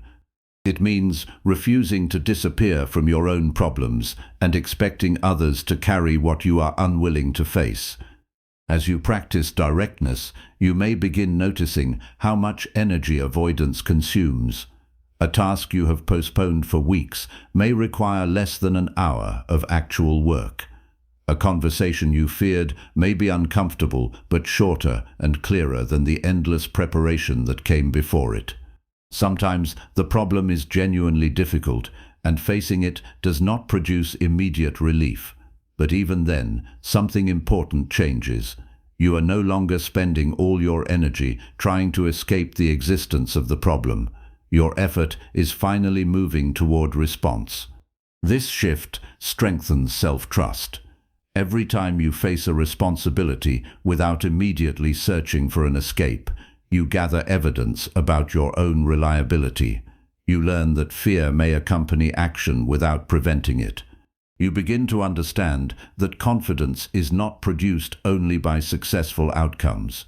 It is also produced by knowing that when something goes wrong, you are less likely to abandon yourself. But direct action brings another challenge that cannot be avoided. Once you stop hiding from problems, you will sometimes receive an answer you did not want. You may be criticized for a mistake, rejected after making an effort, or confronted with evidence that your plan was flawed. At that moment, the question is no longer whether you can face the problem. The deeper question is whether you can remain steady when reality responds in a way that wounds your pride, disappoints your expectations, or threatens the image you have of yourself. Chapter 7. Strengthen emotional control when rejection, criticism, or failure creates fear. There are moments when fear becomes real in a different way. You are no longer imagining rejection because someone has actually said no. You are no longer anticipating criticism because the criticism has been delivered. You are no longer worrying that you might fail because the result is already in front of you, and it is not what you wanted. These moments can feel more difficult than uncertainty because reality has removed the protection of possibility. Now you must deal not only with what happened, but with what your mind immediately begins saying about what happened. This is where emotional control becomes essential, not because you should feel nothing, but because the first emotional reaction is rarely the best guide for what to do next. Rejection can create embarrassment, disappointment, anger, or shame. Criticism can produce defensiveness before you have fully understood what was said. Failure can make you question decisions that may still have been reasonable based on the information you had at the time. The mind often wants a fast explanation, and the fastest explanation is frequently personal. I was rejected because I am not good enough. They criticized me because they do not respect me. I failed because I cannot handle this. These conclusions may appear immediately, but speed is not the same as accuracy. Emotional control begins by refusing to turn the first interpretation into a final judgment. When something painful happens, your nervous system may react before careful thought has time to enter. You may feel heat in your face, tension in your chest, an urge to defend yourself, or a strong desire to withdraw. Those reactions are real, but they do not require immediate action. One of the most useful disciplines you can develop is learning to delay your response when your emotions are demanding control. You do not always need to answer the criticism immediately. You do not need to explain your entire position while you are angry. You do not need to make a major decision during the first hour after a painful failure. A pause is not weakness. It is the decision to give judgment time to recover from emotional pressure. This is especially important because rejection, criticism, and failure can threaten your sense of identity. If you strongly believed that you were competent, respected, or likely to succeed, a negative outcome may feel like evidence that your understanding of yourself was false. The pain is not always caused only by the event. It can come from the sudden conflict between what you expected and what actually occurred. Suppose you apply for a position that you genuinely wanted and receive a rejection. The practical fact is simple: you were not selected. But within minutes, the mind can create a much larger story. You may begin comparing yourself with unknown candidates. You may question every decision that led you there. You may interpret the rejection as evidence that your career has reached a limit. Yet the actual decision may have involved factors you cannot see. Another candidate may have had more specific experience. The organization may have changed its priorities. Timing may have mattered. There may also be weaknesses in your application that you can improve. The point is not to assume that rejection means nothing. The point is to resist deciding what it means before you have enough information. Criticism requires the same discipline. When someone points out a weakness, the natural temptation is to choose between two extreme responses. You may reject everything they say and conclude that they are unfair, or you may accept every word and conclude that you are deeply flawed. Neither response requires much judgment.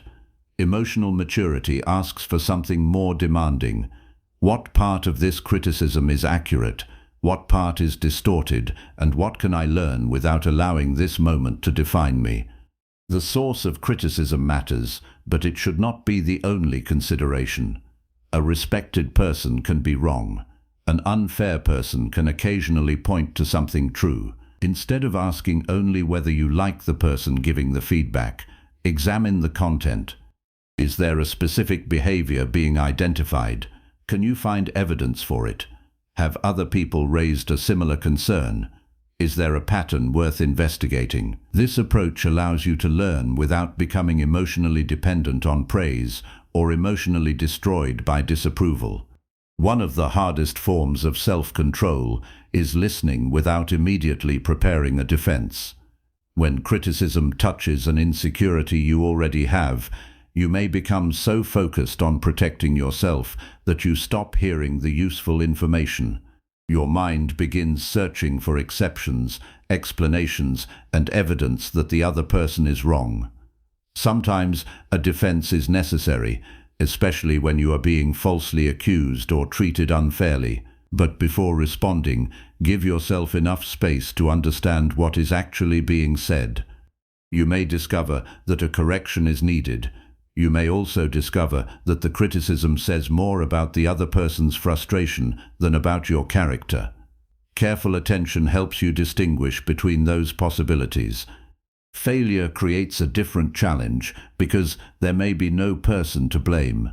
You made an effort, chose a direction, or took responsibility for an outcome, and the result did not work. In that moment, the temptation is to avoid responsibility entirely, or to carry far more responsibility than belongs to you. One person says, "Nothing was my fault," and learns nothing. Another says, "Everything was my fault," and becomes afraid to try again. Neither position is useful. A disciplined review asks a narrower question: which decisions were under my control, and what can I improve because of what happened? This is where failure can become information rather than identity. Perhaps your preparation was incomplete. Perhaps you misunderstood the problem.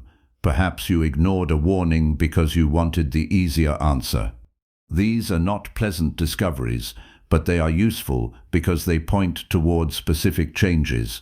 On the other hand, perhaps you acted responsibly and still encountered circumstances you could not control. Not every unsuccessful outcome proves that your judgment was poor. Learning requires the ability to evaluate decisions separately from results. Imagine two people who make the same thoughtful business decision.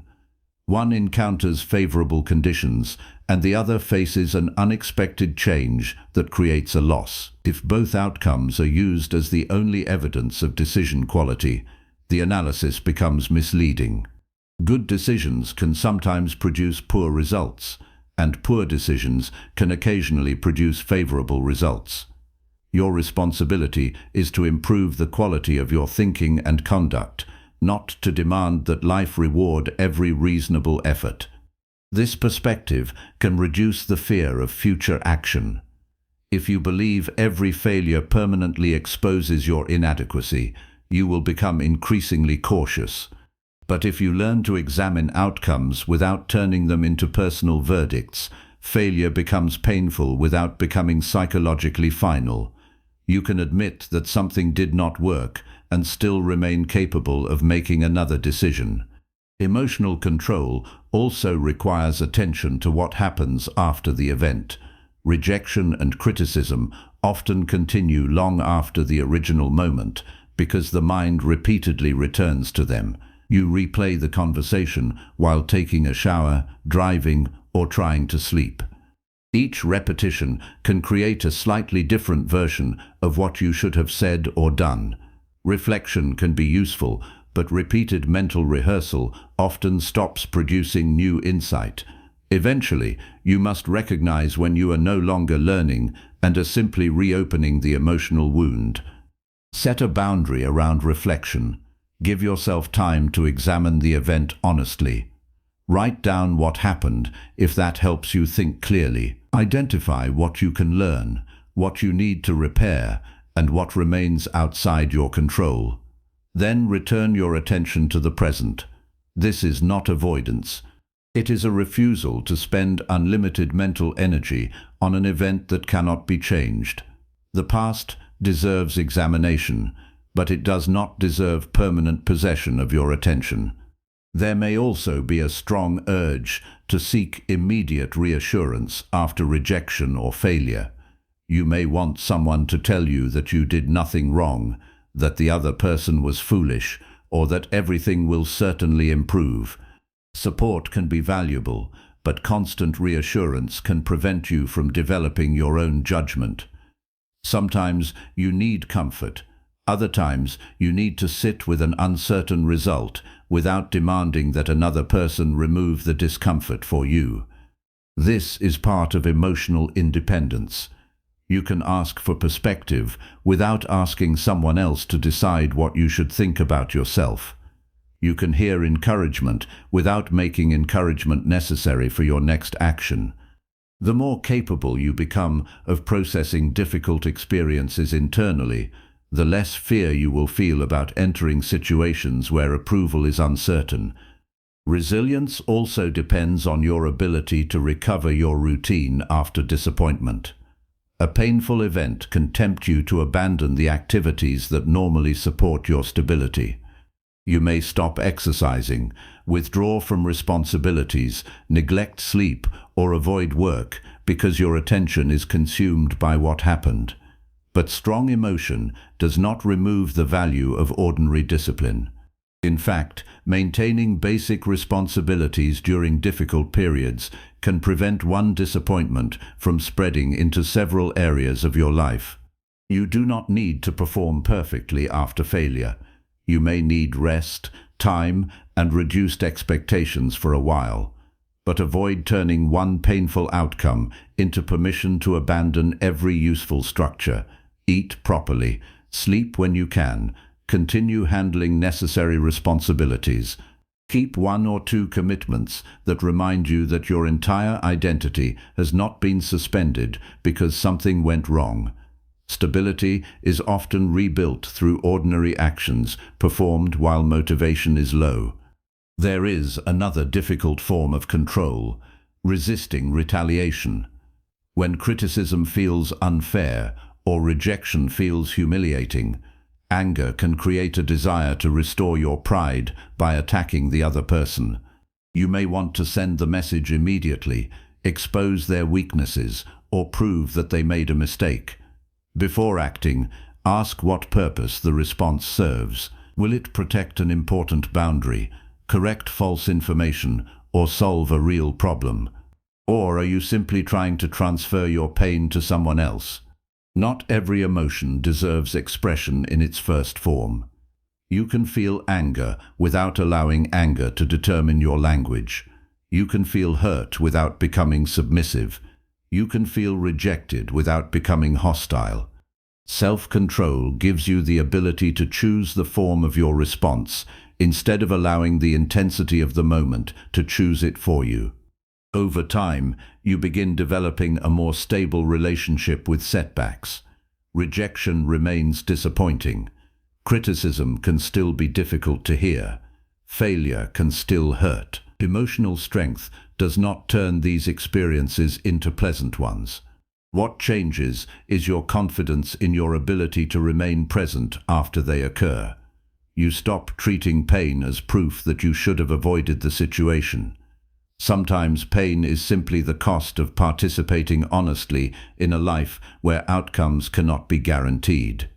The deeper freedom appears when you no longer need to protect yourself from every possible blow to your pride. You become more willing to risk being judged because judgment no longer has unlimited authority over your identity. You become more willing to attempt difficult things because failure no longer means you must retreat permanently. You become more capable of hearing an uncomfortable truth because discovering a weakness becomes less frightening than refusing to improve.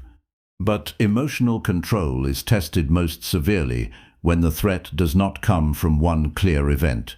Sometimes fear enters your life through a person who repeatedly drains your energy, pressures you, ignores your limits, or expects access to you that you no longer wish to provide. In those situations, remaining calm is not enough. You must learn where your responsibility ends, where another person's responsibility begins, and how to protect your peace without escaping from life itself. Chapter 8. Set boundaries that protect your confidence without isolating yourself. As you become less afraid of rejection and more capable of speaking honestly, another challenge begins to appear. You may finally start expressing what you think, only to discover that some people do not easily accept the change. A person who is comfortable with your constant availability may become frustrated when you begin protecting your time. Someone who relied on your agreement may react when you start offering your real opinion. A relationship that seemed peaceful may become tense when you stop carrying responsibilities that were never entirely yours. This can make boundaries feel dangerous. You may wonder whether protecting yourself will cost you important relationships. You may fear becoming distant, selfish, or alone. But a boundary is not a rejection of human connection. It is a decision about the conditions under which you are willing to participate in that connection. Without boundaries, confidence can become dependent on the needs and moods of other people. You may wake up with clear intentions for your day, only to abandon them because someone makes an urgent request. You may agree to commitments you do not have the capacity to handle. You may tolerate repeated disrespect because confronting it seems more frightening than enduring it. Over time, this creates a quiet loss of self-trust. You begin making promises to yourself and breaking them whenever external pressure appears. Eventually, you may stop believing your own plans because experience has taught you that someone else's demands can easily replace them. Setting a boundary begins with recognizing that your time, attention, energy, and emotional stability are limited resources. This is not selfishness, it is reality. Every commitment requires something from you. Every conversation has an effect. Every responsibility occupies part of your attention. If you never decide what you are willing to give, other people and circumstances may make those decisions for you. The result is not always generosity. Sometimes it is simply a lack of direction. A healthy boundary therefore begins with clarity before communication. You cannot clearly express a limit that you have not identified for yourself. If you are constantly frustrated by interruptions, ask what amount of access is reasonable. If a friend repeatedly contacts you during work hours and expects an immediate response, decide what you can realistically offer. If a family member regularly asks you to solve problems that they could handle themselves, consider where support ends and unnecessary dependence begins. The first task is not telling them what to do. It is understanding what you are responsible for and what you are not. This distinction can be difficult for people who have spent years measuring their value through usefulness. If being needed makes you feel important, a boundary may create an uncomfortable question: who am I when I am not solving everyone's problems? You may feel guilty when you stop rescuing people because your identity has become connected to being available. Yet helping another person and taking control of their responsibilities are not the same thing. Genuine support can encourage responsibility. Constant rescue can sometimes prevent it. Consider a coworker who repeatedly asks you to complete work they have had sufficient time to handle. Helping once may be reasonable. Helping occasionally may strengthen cooperation. But if the pattern becomes permanent, resentment can develop. You may continue saying yes because refusing feels unfriendly, while privately becoming increasingly frustrated. A clear boundary does not require hostility. You can acknowledge the request and explain what you are able or unable to do. The purpose is not to punish the other person. It is to prevent an unhealthy pattern from becoming normal through your continued participation. Boundaries are also necessary in conversations. Some people communicate through constant criticism, pressure, sarcasm, or attempts to provoke emotional reactions. You cannot control their behavior, but you can decide how long you will remain available to that behavior. This does not mean leaving every conversation that becomes uncomfortable. Mature relationships require the ability to tolerate disagreement. The important difference is between discomfort that can lead to understanding and behavior that repeatedly destroys respect. A useful question is whether the interaction allows both people to remain responsible for themselves. Can you express disagreement without being punished?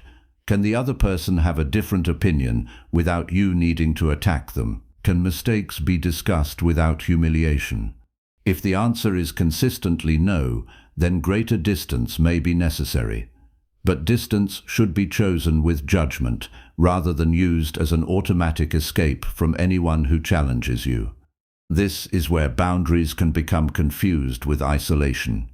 After being hurt, disappointed, or repeatedly taken advantage of, you may decide that the safest solution is to stop depending on anyone. You may become highly guarded and describe your distance as strength. Yet refusing all closeness is not necessarily evidence of confidence. Sometimes it is fear using independence as protection. A boundary says, "This behavior is not acceptable to me." Isolation says, "No one will be allowed close enough to affect me." The first protects your ability to connect. The second may gradually remove connection altogether. Human beings need relationships, cooperation, and honest exchange. Becoming less afraid of people does not mean becoming indifferent to them. The goal is not to eliminate emotional risk. Any meaningful relationship involves the possibility of disappointment because other people are independent and imperfect. Your task is to develop enough self-control that disappointment does not force you into either submission or complete withdrawal. A balanced boundary leaves room for conversation. Before assuming that another person understands your limit, communicate it when appropriate. People cannot always know what you have silently decided is unacceptable. If someone repeatedly interrupts you, ignores your time, or expects something you cannot provide, clarity may solve the problem before distance becomes necessary. You can explain the limit without turning the conversation into an accusation. Describe what you can do, what you cannot do, and what you need going forward. The difficulty comes after the boundary is stated. This is the moment when fear often returns. The other person may be disappointed, confused, or resistant. You may immediately feel the urge to soften the limit so completely that nothing has changed. This is why boundaries require consistency. A statement that is never followed by action eventually becomes a request that other people can ignore. Consistency does not require anger. It simply means your behavior supports the standard you have communicated. Suppose you decide that you will no longer answer work messages late at night unless there is a genuine emergency. The first few times someone contacts you, you may feel pressure to respond immediately. You may imagine that they will think you are unhelpful. But if you answer every time out of fear, your stated boundary becomes meaningless. You are teaching others what access they can expect. The same principle applies to friendships, family relationships, and personal commitments. People learn your limits partly through what you repeatedly tolerate. Consistency must also be directed inward. You cannot expect other people to respect boundaries that you continually violate yourself. If you decide to protect your sleep but repeatedly sacrifice it for unnecessary demands, you weaken your own standard. If you promise yourself time to work on an important responsibility but allow every minor request to interrupt it, the problem is not only external pressure. Part of the work is learning to honor the limits you establish. This can require difficult decisions.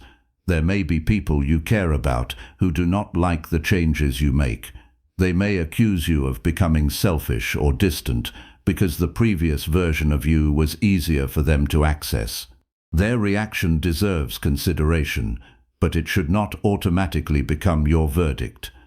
Ask whether your behavior has actually become unfair, or whether you are simply becoming less available for patterns that were exhausting you. At the same time, self-examination protects boundaries from becoming rigid. You are not always correct simply because you have a personal limit. Circumstances matter.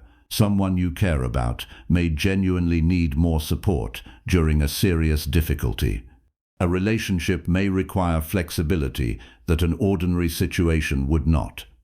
The purpose of a boundary is not to create a fixed system that ignores human reality. It is to make deliberate decisions instead of reacting automatically to guilt, pressure, or fear.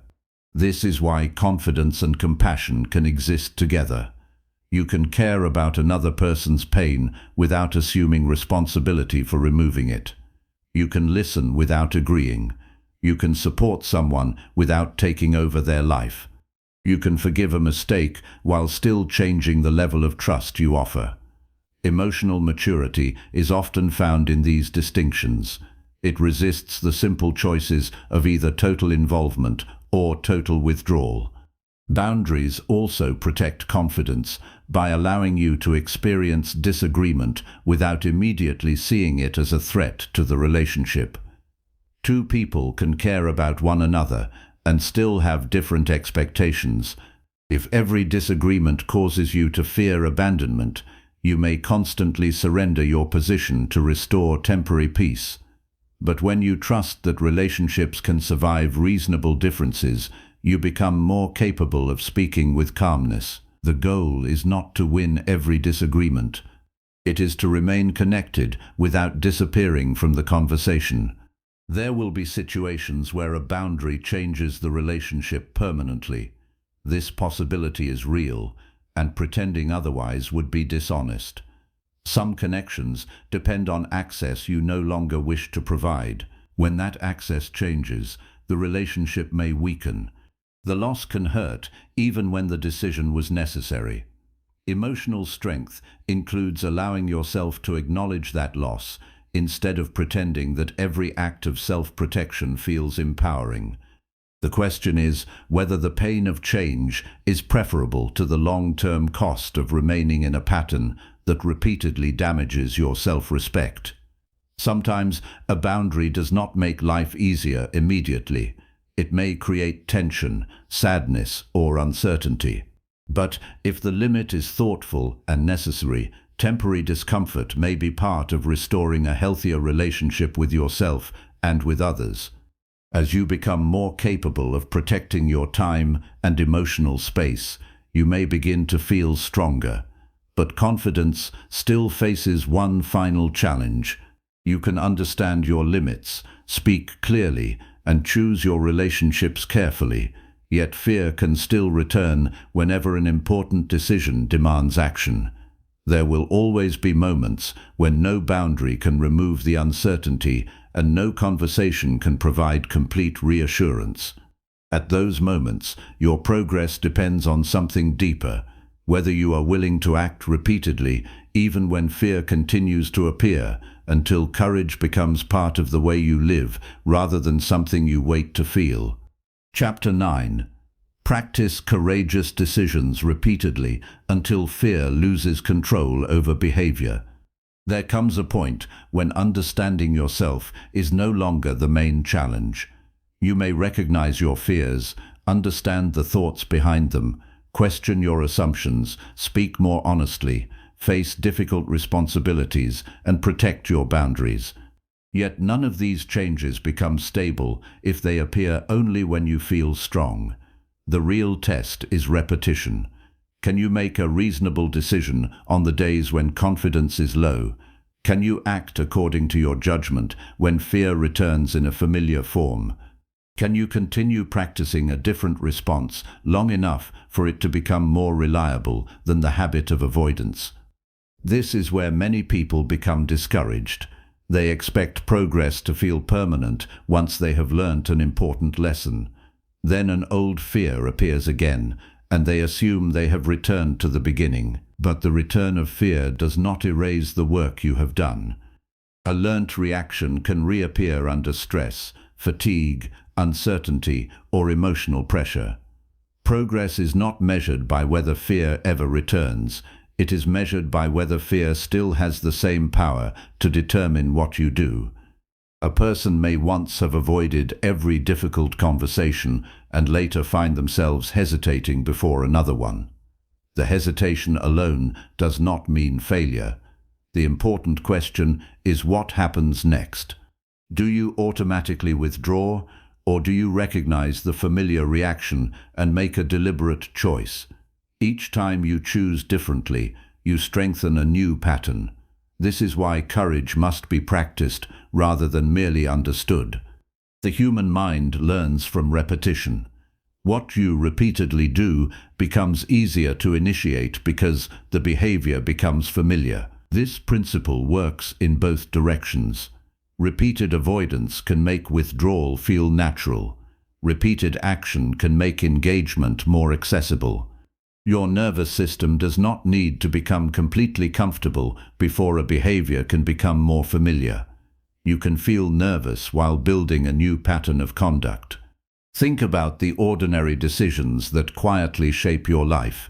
You receive an invitation and consider declining because you do not know enough people. You notice a mistake in your work and consider hiding it. You have an idea but hesitate to share it because someone may disagree. You need to make a decision but keep gathering information that is no longer necessary.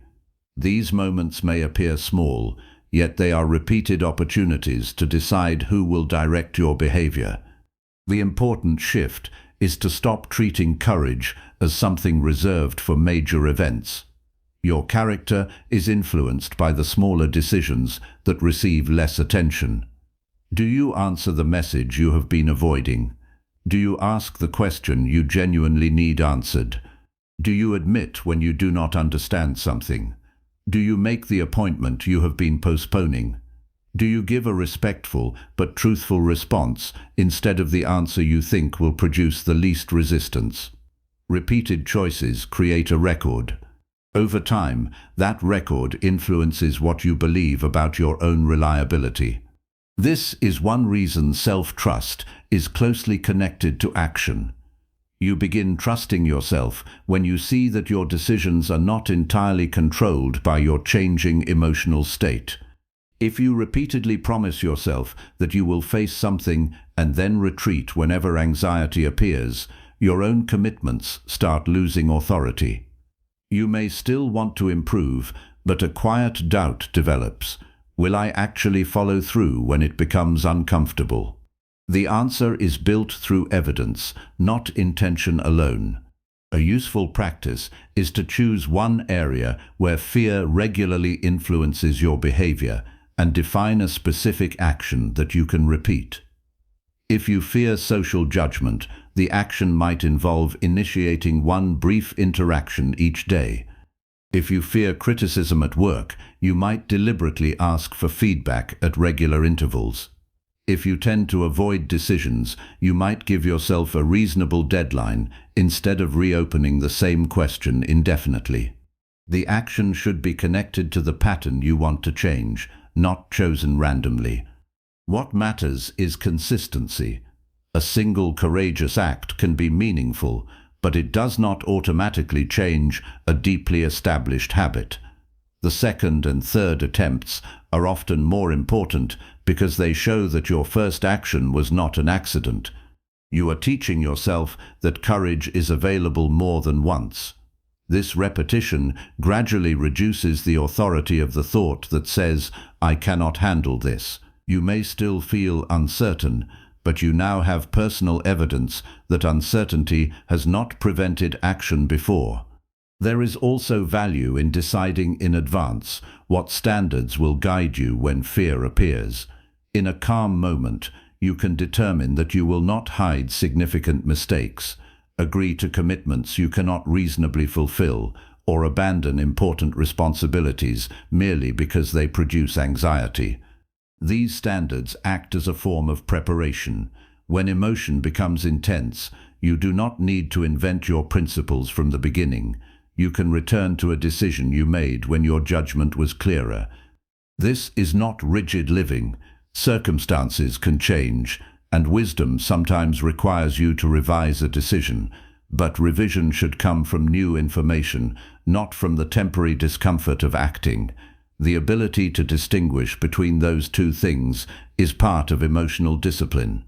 Ask yourself, has reality changed, or has my fear simply become louder? The answer can prevent many unnecessary retreats. Courageous repetition also requires accepting imperfect performance. If you believe every attempt must be handled smoothly, you may stop practicing as soon as something feels awkward. You might speak up but express yourself poorly. You might address a problem but become more emotional than you intended. You might make a decision that later requires adjustment. These experiences do not cancel the value of acting. They provide material for improvement. After an attempt, review your conduct with precision. What did you do well? Where did fear influence your behavior? What would you change next time? This type of reflection is different from punishing yourself. Its purpose is development. The person who can learn from an imperfect action has an advantage over the person who refuses to act until perfection feels possible. You must also learn to recognize the difference between discomfort and exhaustion. Courage does not require constant intensity. If you try to challenge every fear at once, you may create unnecessary pressure and eventually abandon the practice altogether. Discipline includes managing your energy. Some days may require a larger challenge. Other days may only require you to maintain a basic standard and avoid returning completely to old patterns. For example, if you are going through a difficult period at work, you may not need to force yourself into additional social demands simply to prove that you are courageous, but you can still refuse to let fear make every decision. You can maintain one important responsibility, one honest conversation, or one necessary action. Sustainable courage is not based on exhausting yourself. It is based on remaining responsible within the conditions you actually face. Another important practice is reducing the amount of time you spend negotiating with yourself.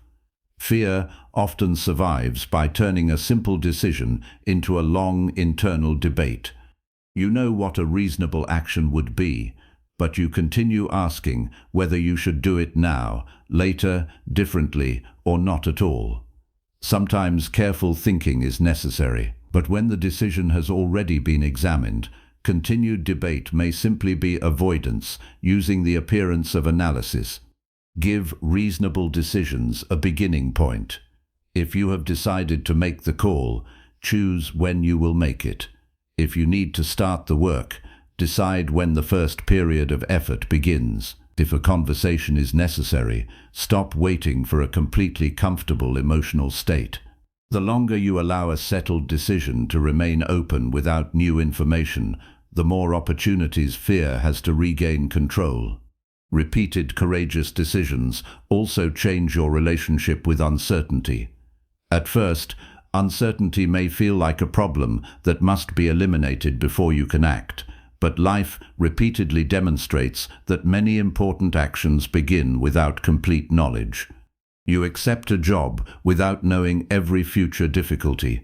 You enter a relationship without knowing how it will develop. You begin a project without knowing whether the final result will match your expectations. Waiting for complete certainty can become a permanent delay because certainty is not always available. The alternative is not recklessness. It is developing a process for acting responsibly under incomplete information. Gather what you reasonably need to know. Consider the likely consequences. Consult others when expertise is required. Then make the best decision you can and accept responsibility for adjusting afterward. This process is more reliable than searching endlessly for a feeling of complete safety.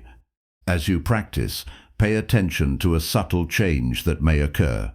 Fear may still speak, but you stop treating it as the only voice in the room.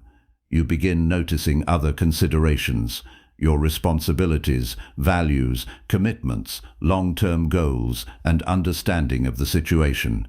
Fear becomes one source of information among several rather than the final authority. This does not mean ignoring fear. Sometimes fear points towards something that deserves investigation. The discipline is deciding whether the warning is useful without allowing it to automatically become a command. There will be moments when the courageous decision leads to an outcome you did not want.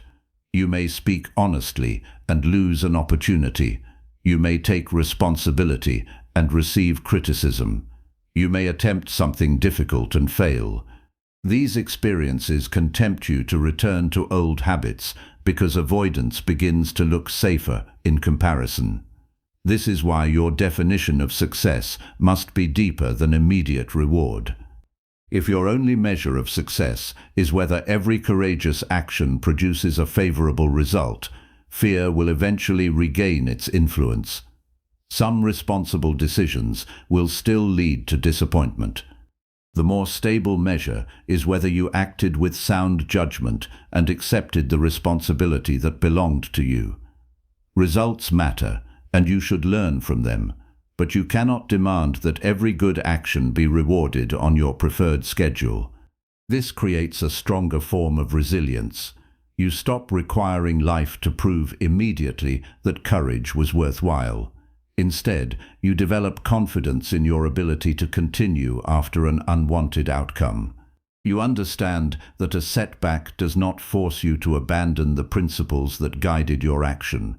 It may require a different strategy, more preparation, or greater patience, but it does not automatically prove that fear was correct. Eventually, courage becomes less connected to a particular feeling and more connected to a pattern of behavior. You become someone who can notice hesitation without always obeying it. You can feel uncertain and still make a decision.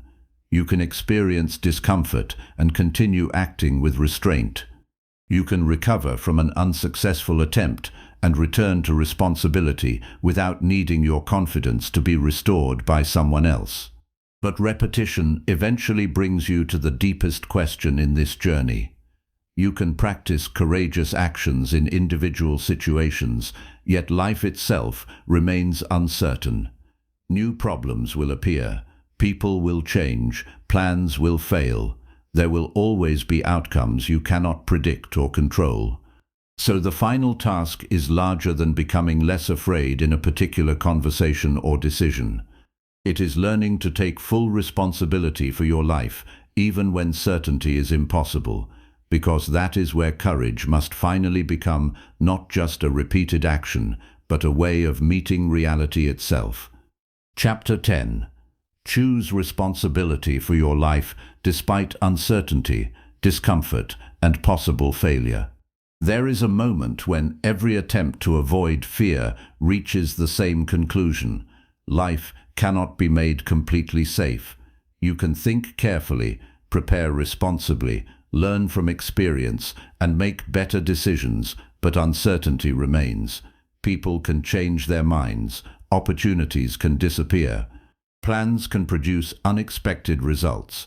You can do your best and still face loss, criticism, disappointment, or failure. If your goal is to remove every possibility of discomfort before you fully participate in life, you may spend years waiting for conditions that never arrive. The deeper choice is not whether uncertainty exists. The deeper choice is whether you will continue allowing uncertainty to decide how much of your life you are willing to live. Choosing responsibility begins with accepting a difficult truth. No one else can take complete responsibility for the direction of your life. Other people can support you, teach you, encourage you, offer opportunities, and sometimes make your path easier. But they cannot consistently make the decisions that belong to you. They cannot build your discipline, maintain your health, manage your time, repair every consequence of your choices, or decide what kind of person you will become.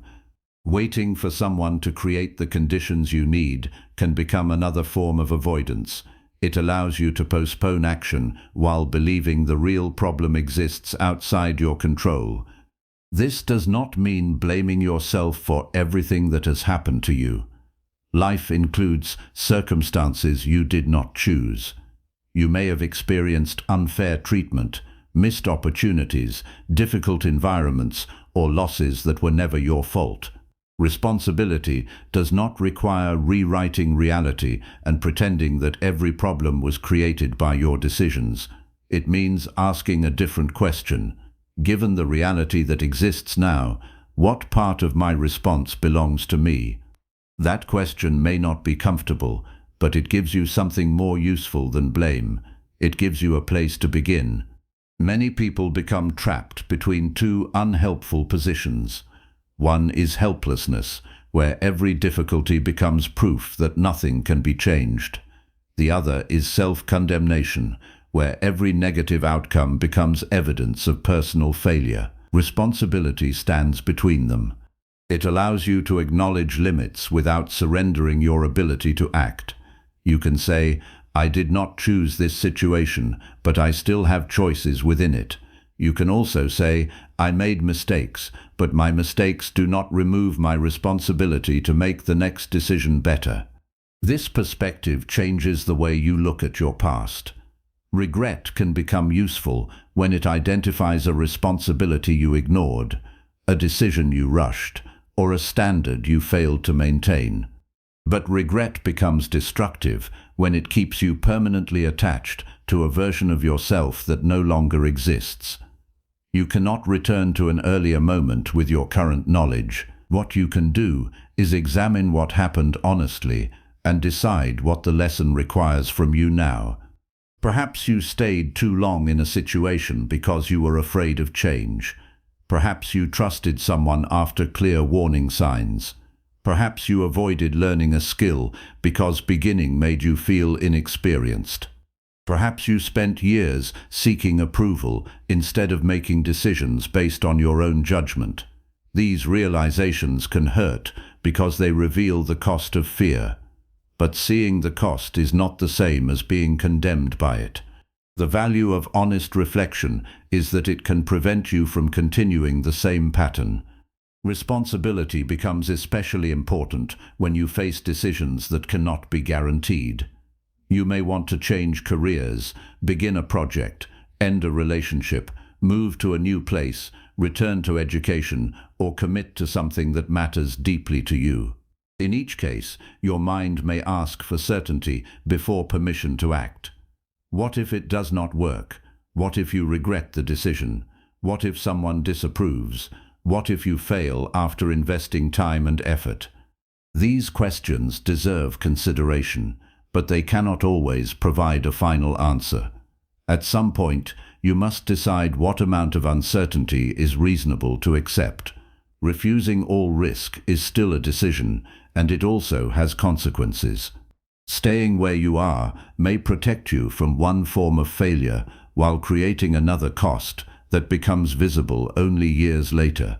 Responsibility requires evaluating both action and inaction rather than assuming that avoiding a decision means avoiding consequences.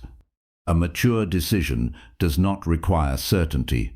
It requires sufficient clarity about what you know, awareness of what you do not know, and willingness to accept responsibility for the consequences that may follow. This is different from acting impulsively. You can research, prepare, seek advice, and think carefully, but preparation eventually reaches a point where more thinking does not produce more wisdom. It simply delays the moment when you must act. This is where self-control becomes a form of freedom. You may feel anxious before an important decision and still refuse to let anxiety create endless delay. You may feel excitement and still avoid making reckless promises. You may want immediate relief and still choose the action that requires more patience.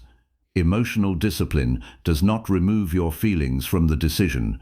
It prevents temporary feelings from becoming the only authority you obey. Responsibility also means becoming careful with the promises you make to yourself. Many people take commitments to others more seriously than commitments made privately. They will arrive on time because another person is waiting, but repeatedly ignore their own plans. They will complete work with a deadline, but abandon the habits that would improve their lives because no one is checking. Over time, this creates a divided standard. You become dependable when someone else is watching and unreliable when only your own judgment is involved. A stronger life requires closing that gap. When you decide that something matters, your actions should eventually reflect that decision. This does not mean demanding perfect consistency. You will have difficult days, changing circumstances, and legitimate reasons to adjust your plans. But adjustment is different from repeated abandonment. If you regularly make promises to yourself and quietly remove them whenever discomfort appears, fear remains connected to the structure of your life. Start with commitments that are small enough to maintain, but meaningful enough to matter. Give yourself a clear responsibility and meet it without requiring a dramatic emotional state. This might mean spending a specific period learning something necessary, reviewing your finances each week, completing an important task before distracting yourself, or maintaining a routine that supports your long-term stability. The action itself may be ordinary. What matters is the message created through repetition. When I decide something is necessary, I can rely on myself to respond. This form of responsibility also changes how you relate to other people. You stop expecting them to read needs you have never communicated. You stop waiting for approval before taking ownership of reasonable decisions. You become more careful about blaming others for patterns that your own choices continue to support. This does not mean accepting mistreatment or ignoring injustice. It means recognizing that after you have understood a pattern, your continued participation in it becomes part of the situation you must examine. Sometimes the responsible choice is to leave. Sometimes it is to stay and improve the situation. Sometimes it is to apologize. Sometimes it is to stop apologizing for a reasonable decision. The difficulty is that responsibility does not provide one simple answer for every problem. It demands judgment. You must consider the facts, your values, the consequences, and the responsibilities involved. Then you must accept that even a thoughtful decision can produce an imperfect result. That acceptance is one of the clearest signs that fear is losing control. You no longer require a guarantee before taking responsibility. You understand that failure remains possible, but you also understand that avoiding responsibility does not eliminate failure. It simply changes its form. A neglected problem may grow. An important decision may expire.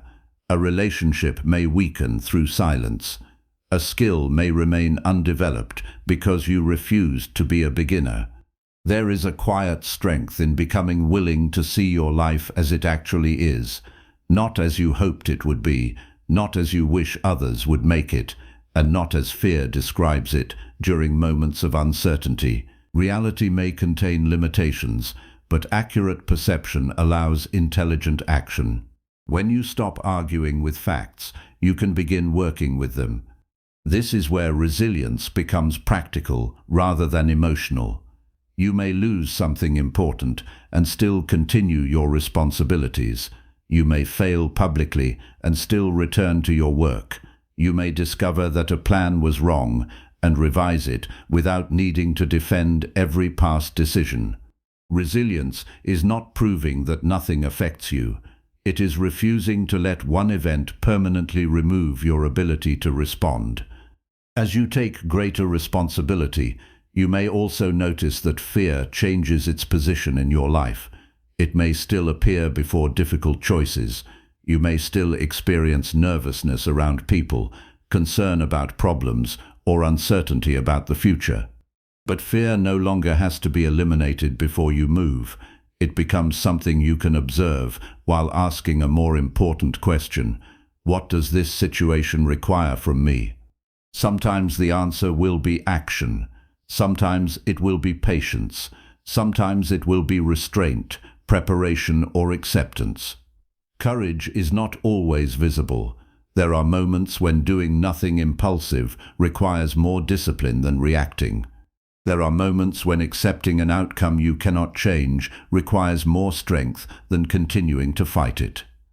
Responsibility means choosing your response according to reality rather than according to the emotion that is loudest. The life you build will never be completely free from fear, because fear is part of being aware that things can matter and can be lost.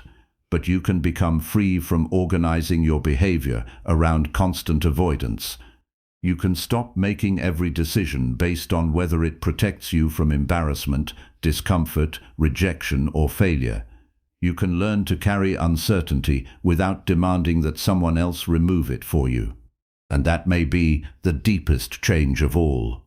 You do not become fearless because life finally proves that nothing can hurt you. You become stronger because you stop requiring that proof. You begin meeting people without surrendering your judgment. You face problems without automatically looking away. You accept that life can change without warning, and you continue developing the ability to respond. From this point forward, fear may still ask you to retreat. Problems may still seem larger when you first encounter them. People may still disappoint you, misunderstand you, reject you, or challenge your confidence. But you now have a different responsibility, not to guarantee the outcome, not to control every person, and not to create a life without difficulty. Your responsibility is to meet the next reality honestly, think clearly before reacting, and do what belongs to you, even when certainty is unavailable. That responsibility can feel heavy at first. Then, with time, it becomes something more valuable. It becomes evidence that your life is no longer being directed primarily by what you fear.